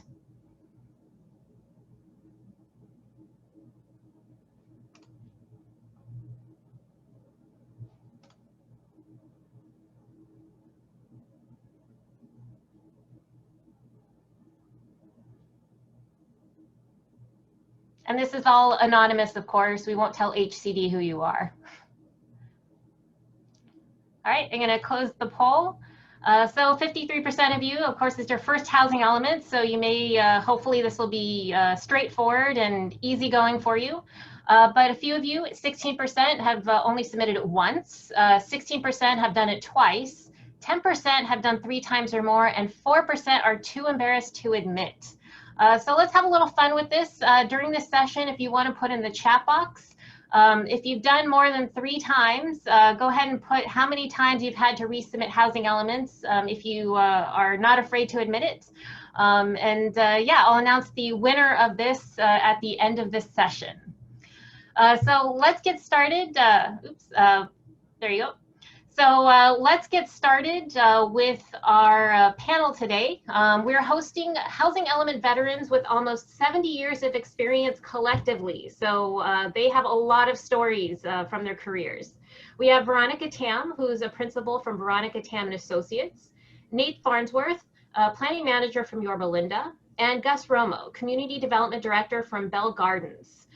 So this is more interactive, talk show style, if you will. So I'll be asking some questions and hopefully we can get some engaging stories and tips. So let's start. The first question about the hardest part of developing housing elements. Veronica.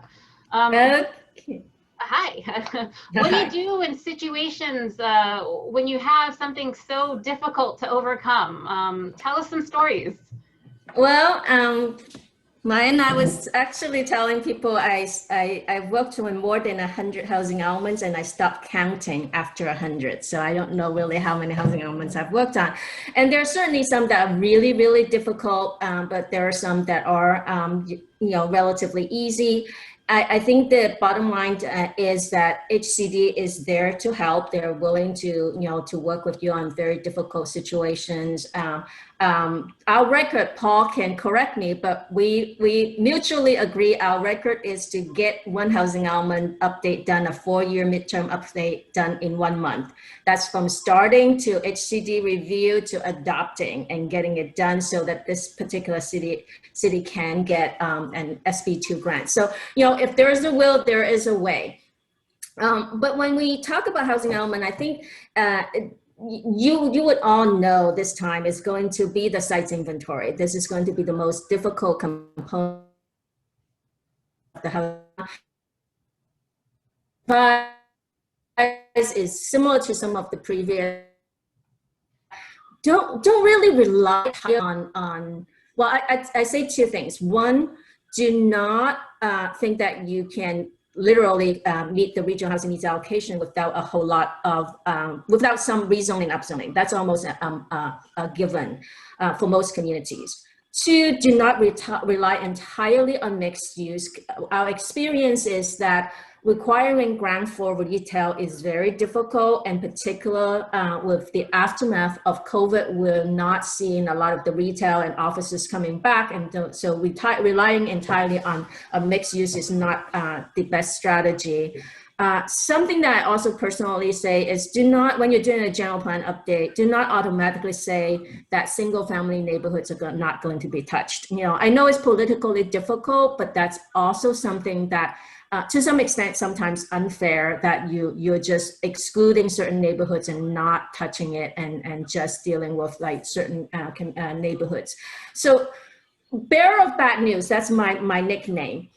In addition to the RHNA that you're dealing with the sixth cycle, you're also having to deal with the no net loss SB 166, which started in 2018, which means that if you've been using your sites in the fifth cycle housing element, and you've been developing and they're not affordable, you're very likely in a shortfall situation on your current RHNA on top of your the sixth cycle RHNA.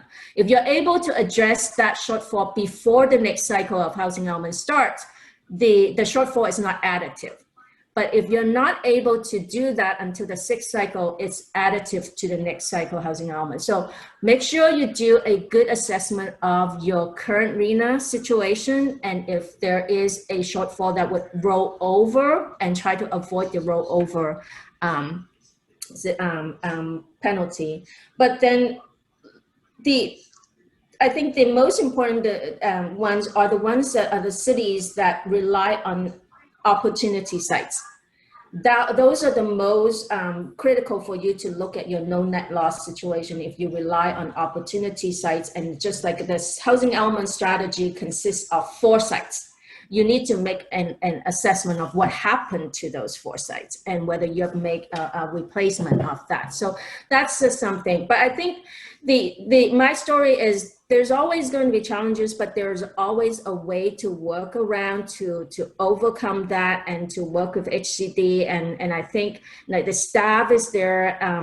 And like I said, sometimes there's no data and I cannot manufacture data. I just can't. There are not sites that are of the adequate size. There are not sites that are of the adequate standard of underutilized, and I cannot manufacture sites. Like I cannot just pull sites off thin air. So you kind of have to describe the story in a much better way to find ways to overcome that, to make HCD understand. Like, HCD staff doesn't necessarily know your community. They don't know your situation. So if you just kind of use the typical analysis, it's probably not going to get you through some of the more challenging conditions in your community. So you have to make the story a little bit, like the discussions a little bit more relevant to your community, and not just the typical analysis of, hey, we've done all these analysis and that's it, what do we do? I think that's where HCD comes in and they can help you. What about this? What about that? It's not saying that the housing element is easy. It will be difficult, but the first thing is start now. Don't wait till later. So Veronica, what would you do in situations where a jurisdiction may have an extreme lack of resources, such as financial or staffing resources? And that is something that I also emphasize in the housing element. You do not win by numbers. You do not win by quantities. And HCD is not looking for a gigantic document with a lot of things. You can, I've done housing element with like 60, 70 pages. If it's a small community, the numbers are relatively reasonable. The resources are limited. Do not think that you need to include a kitchen sink of like peripheral information of services or programs. Just be focused on some of the key things that you're supposed to do and make sure those key things are real. And talk to the people who are delivering the programs. I think the other thing that I find it a disconnect is that the planning department is writing the housing element, but it's the community or the housing division that's implementing the housing element. So make sure you talk to them that your programs and objectives are reasonable.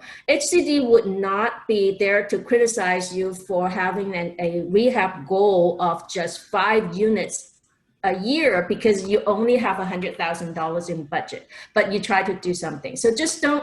Be reasonable, be focused. You don't have to include a gazillion number of programs and actions and goals and policies and all that. You can do a very focused housing element and still meet state law. Oh, that's great. All right, so let's pivot a little bit. Nate, in your career working on housing elements, the public review process, have you feel that it's changed since you first started working on housing elements? And can you talk about a situation where the housing element was particularly challenging because of public review? Okay, I'm going to do a quick sound check. Can you hear me? Yep, you're good. Hey, well, Mayan, first of all, let me just say I was actually surprised that you would give me the opportunity to be put in front of a microphone to talk about RHNA and housing elements, given my vocal involvement in the 6th RHNA cycle. But I'll stick to the question that's at hand here. From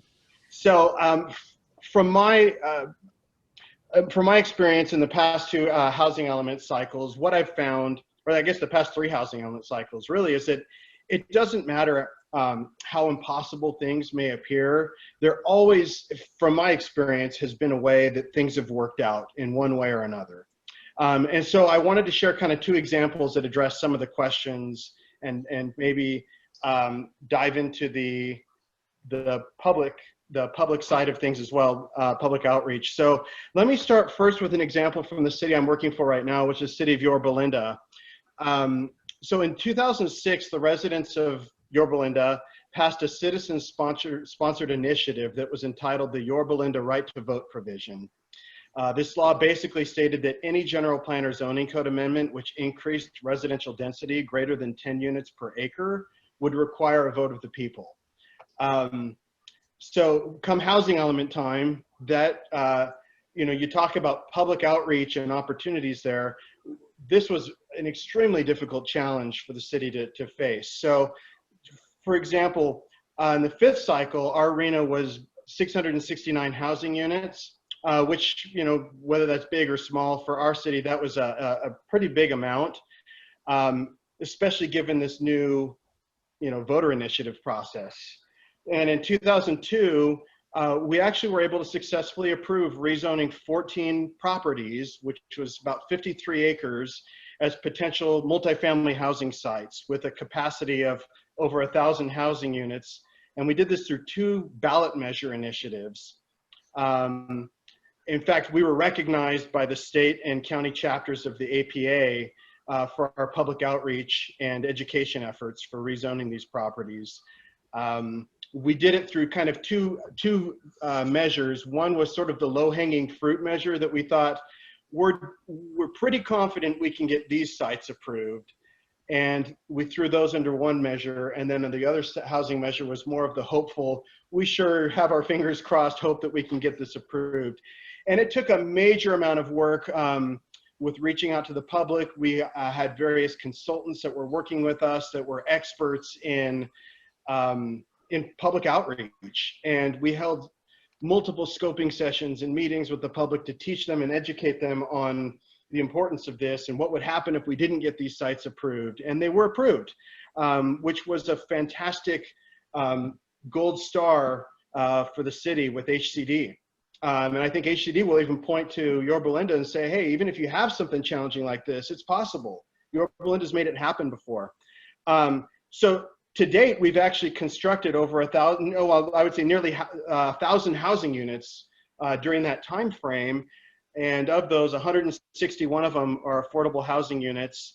2 of those housing developments, we were recognized by the Kennedy Commission and Orange County chapter of APA for the efforts that we went through to get those affordable housing projects approved.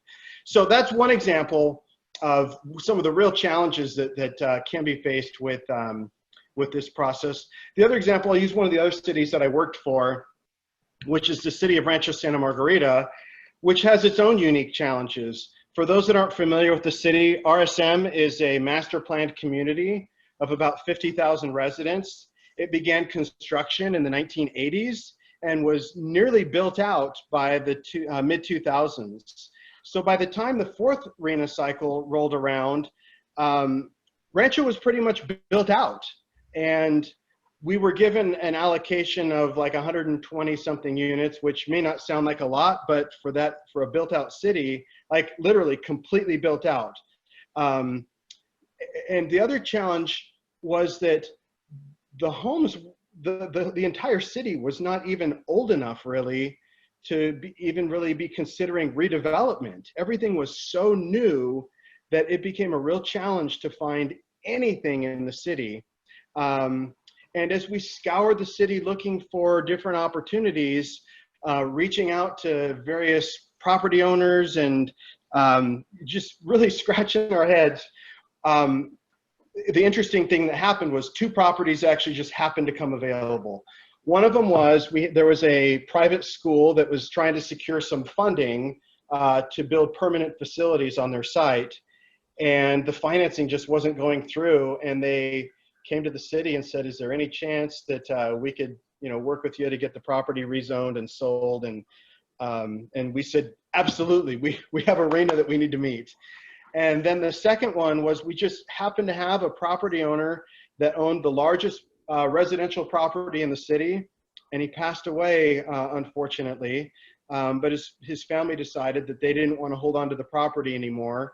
And again, reached out to the city to say, is there any opportunity here to sell this property and provide some opportunity? The city didn't purchase the property, but certainly made the opportunity available for these properties to be utilized for RHNA purposes. And so anyway, I guess my point with all of these is that from my experience, that housing elements can be challenging. They can be extremely challenging, frustratingly challenging. But my experience has been that it's always worked out. There's always been a way. And I look at our RHNA for this cycle, and I'm still sitting there scratching my head saying, I have no idea how we're going to pull this off. But we'll pull it off one way or another. And, a lot of that comes from working with HCD and being flexible and having them be flexible. And sometimes it requires inviting them down to look at your community and understand things better. But things will definitely be challenging. But my experience really has been, it'll work out one way or another. For sure. Yeah, it sounds like a lot of challenges you've seen over the years that maybe some of our participants today are currently affected by, and master plan communities, outreach challenges, voter initiatives. So thanks for touching on those. You bet. All right. So Gus, what's one housing element requirement that you see that some cities may particularly struggle with, especially for this cycle, and how do you plan to address it? Well, Mayan, first of all, thank you for having me on this panel and being able to be a part of this group. I definitely say meeting RHNA numbers has definitely been a struggle, but besides that, I mean, that's a very obvious one. I believe one of the biggest struggles for some cities is simply identifying infill sites. As Nate was saying, with overbuilt communities, sites that are already zoned and ready for potential development, or sites that can be rezoned within the 3-year period following housing element certification. And again, this is especially troubling for built out cities that are very highly dense. I've worked for a couple of cities, one of them, City of Bell, the other right now, City of Bell Gardens in Southeast Los Angeles. And they're 2 of the most densely cities in the United States. At the end of the day, we all know that local governments do not build housing. It's up to the development community based on market demand and the profits that they're looking to make. We can provide subsidies by going after grants or adopting inclusionary housing ordinances and hope that development will still find us attractive. But at the end, it comes back to either continuing to create more planning documents, which I'm not saying anything against housing elements. I think they're needed, but we do hope for the best with these documents. And at the end of the day, the real solution is to have the state adopt legislation that mandates every jurisdiction to build a fair share of affordable housing to accommodate equal housing growth. I think we all know that, but for some reason it hasn't happened. You know, I think as local governments, we should be focusing our efforts as planners on changing current housing law and the RHNA process. You know, it currently positions market rate and affordable housing against each other. You know, and I recall last year reading an article, and I'm sure a lot of you have already seen this one too. It was from UCLA's Lewis Center for Regional Policy Studies. I'm sure Paul McDougall is aware of that one. It brought attention to the flaws of the California's housing element law. It hit on the main issues that we as planners have known for some time, but have not been able to get across due to politics. And I mean, I hate to say it, lobbying from cities that carry a lot of weight because of their wealthier populations. You know, this article discusses two simplifying reforms of the housing element to eliminate the modeling efforts, which are very complex, you know, what we engage in over every 8 years. First of all, why not require 10% of all housing development to be restricted to low-income housing, similar to what they call the Northeastern model? State of Massachusetts, Pennsylvania, and other Northeastern states have done this. And we can eventually move that up. You know, I understand that France does 20%. The other reform is really to stop framing housing in terms of needs, which often incorrectly concludes that the very expensive cities build enough housing based solely on developer attraction. So at the end of the day, you know, the article concludes that we will know when there is enough housing when people who want it can find it without an excessive housing cost. You know, but I'll get off my soapbox. I'll get back to the question. Besides lobbying for change, the best way to address this struggle for this cycle is to provide a heads up to your planning commission and your city council on potential GPAs and rezones that may have to take place within the next 3 years. You know, I've let the city of Bell Gardens know that, hey, as dense as they are, they're going to have to increase that density. We're looking at overlay zones to try to do that. You know, we know that the housing is coming, but we also know that we need to provide that affordable housing element. Also, your process is going to go much smoother if you reach out to HTD staff early on, even before your draft is started. And when you start submitting a draft, don't wait until you have 4 or 5 revised versions. Oops, yes, I was one of those 4%. Before you have a conference call with HCD or invite them to tour your city. I know Bell Gardens a few years ago with our city planner did that. And once HCD staff was over and was able to look at the city, they had a better understanding of what was going on. Another thing that might not be too popular with HCD, but I believe is necessary, is if you don't have development impact fees, start looking at adopting them. When the RHNA formula was changed years ago from an economic basis to a land use basis, it didn't account for current infrastructure. Therefore, you need to get your council thinking about future infrastructure needs. And last bit of advice, I'll conclude. Don't be afraid to share your thoughts with HCD staff on improving the process for fear of maybe having your element placed on the back burner. HCD has talented and dedicated staff. They're eager to help you with your element. They will not take offense. They like different opinions and they're here to help. Just keep in mind they're dealing with a multitude of cities, but they would like nothing better than to get you cleared. Thank you, Maya. Thanks, Gus. I think a lot of what you mentioned, the changes to housing element law, I mean, I think if you asked everybody who's still in the room today what they would like to change for housing element law, you would get 1,000 different suggestions. So it is definitely something that is continually worth exploring. And we could have a whole conference just on those, but I'm glad you brought those up. But I think especially that consistent communication with your planning commissioners, your city council about what's forthcoming, so it's no surprise to anyone involved.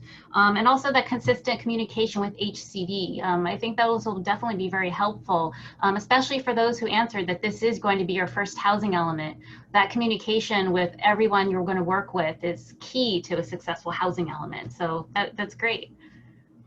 All right, so I know we have a couple questions before I get into the final question. I think online someone had asked in the chat box, how will COVID impacts affect your outreach efforts and ability to engage all segments of the population? This is obviously something that's unprecedented in anybody's planning career. So any thoughts on that?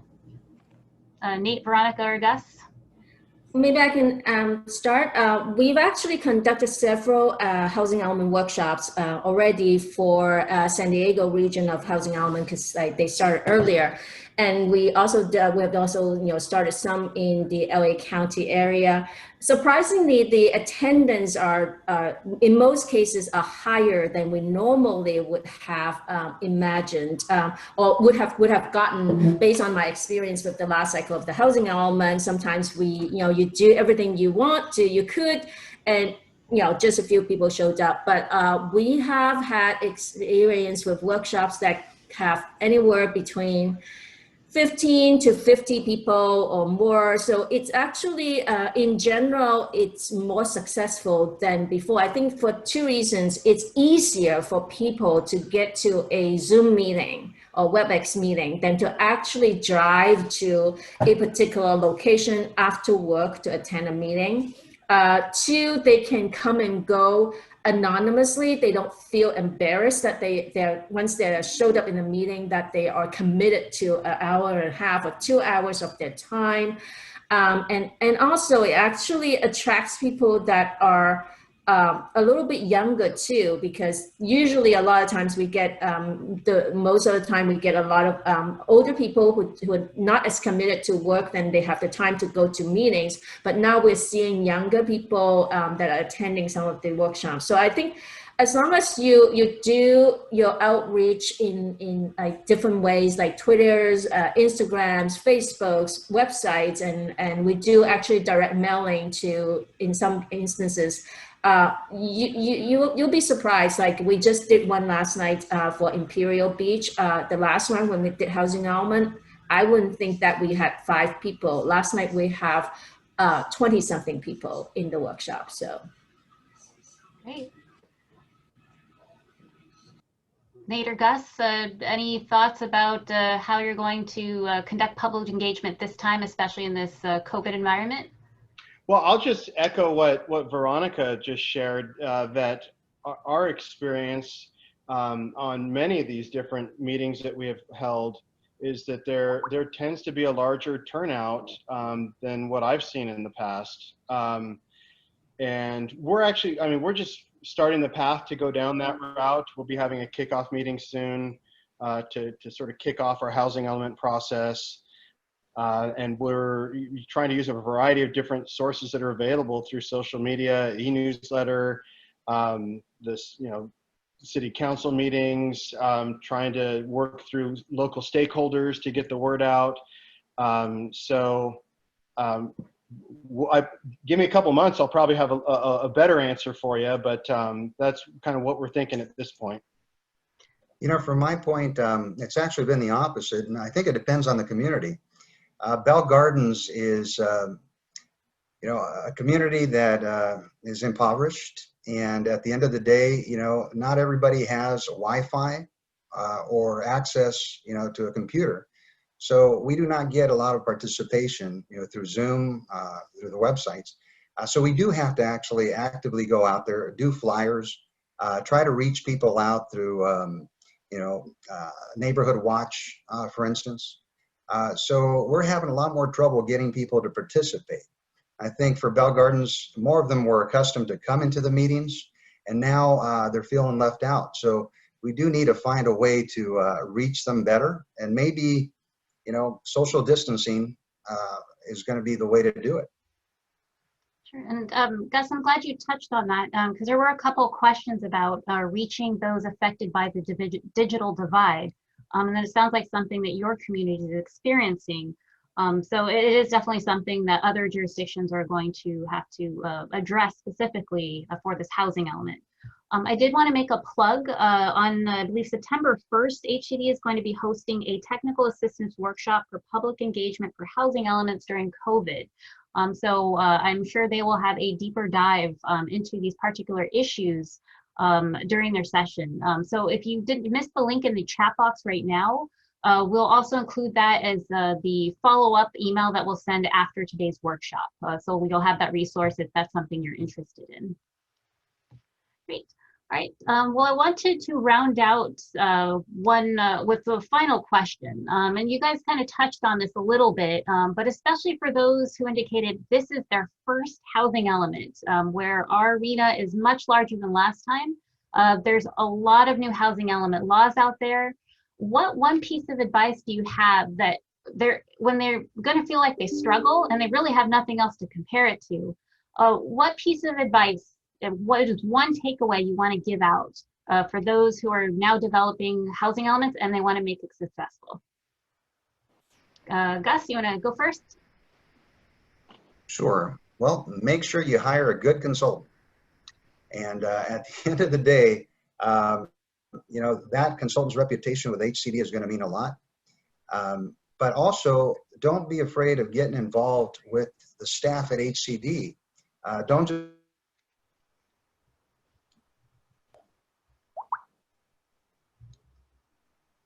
Gus, I think we lost you. All right. It sounded like it was a good piece of advice. We'll come back to Gus. Nate, do you want to give us your advice and we'll come back? Well, I'll just tag on to what Gus was saying, and that, yeah, to me, I think it's absolutely critical that you get someone experienced that can help you with preparing that housing element. We have always used a consultant in that route. There's just, it's to have someone who has worked with HCD in the past and has a good reputation with HCD in the past, working with them, is just invaluable. And so that's extremely important. But it's also important to recognize that that consultant likely does not know your community very well. So you need to be very engaged with that consultant as well and be part of the team. Like this, it's a team effort. This isn't just put it on the consultant and have them prepare it. You need to play a major role in helping them understand things. So a little back and forth between the two of you, and just recognize it's a team effort. And I think it's not just a team effort with planning, but it involves all the different departments at the city as well. Like this is a city housing policy that affects things across the board. So anyway, that's what I would suggest in there. Great. All right, Veronica, what is one piece of advice that you'd want, especially first-time housing element planners, to take away from today? Well, I'm going to do two things instead of one. First thing is called housing element update. You are not writing a housing element from scratch. You don't have to write it from scratch. It's an update. So take a look at it and see what has changed. You know, definitely you don't need to completely reinvent the whole document, especially you have limited staff if you're trying to do it in-house. That's one thing. Two, and Paul is going to probably not like that I say this, but sometimes the examples or what HCD wants you to do, and or at least on the website, is the Ferrari. You may not have the budget and the staff to do a Ferrari. You may have to settle for a Hyundai, but it's a reliable Hyundai. As long as it meets state law, you have to recognize what resources you have, what is reasonable, and like I say, do not, I look at the city of LA's housing element, I look at the city of San Diego's housing element, I look at, what Long Beach is doing, all these exciting things, but you just have to be reasonable of what you can do, and it's absolutely okay not to create a Ferrari. I like that analogy, especially because I drive a 15-year-old car. So as long as it gets you there. Exactly. Is Gus, were you able to call in? Are you on the line? Yes, I'm on the line, but we didn't get to hear that little piece of advice. So we want to end the panel with you. What your piece of advice for especially first-time housing element planners? Oh, okay. I thought I was being heard, but I guess did I get cut off after that? You froze. Oh, I froze. Okay. What I was going to say is to have a really good housing consultant. That's for sure. And at the end of the day, that reputation with that housing element consultant in HCD means a lot. But don't be afraid to also get involved with HCD staff. Don't just leave it up to your consultant. Because what I feel is there's times where HCD will be more responsive directly to city staff. And not to say that they put the consultant on hold, but again, you want to make sure that you have that direct communication, that they know that city staff is very involved and caring about what's happening. Great. All right. Well, we heard today you don't need to do the get the whole kitchen sink. Definitely don't need a Ferrari. Get a good consultant and have consistent communication with your staff, but with other departments, your commissions, and especially HCD. So hopefully these are tips that all of you participants today that dialed in yesterday and today, or sorry, last week and today, could take these back as you develop your housing elements. So I think that was a really great panel, and especially a great way to round out our workshop series. So let's give everyone an applause. All right, so we've reached the end of the workshop, and I want to note, so the first poll we opened up with today asked about housing elements, and 40% of you indicated you don't work for a jurisdiction. There's a number of consultants who logged in today, the housing advocates and stakeholders, elected officials, rural, regional planners. So to everyone, whether you're a jurisdiction planner, rural, regional planner, consultant, stakeholder, elected official, we want to thank you for participating today in our sessions. So this is a really great discussion. So as you develop your sixth housing element and face its challenges, hopefully you can take that technical assistance that we've covered and also these stories and tips to develop a successful housing element. So hopefully this prepares you for developing that and also the public process and also communicating with HCD. So if you have any questions about the workshop today or SCAG housing program, feel free to email housing@scag.ca.gov. Again, we'll post all the questions and answers along with the presentations and recordings at our website, scag.ca.gov/housing. So with that, I wanted to again thank everyone for participating and hanging on to the last few minutes, and we hope to see you again soon. Thank you, everyone.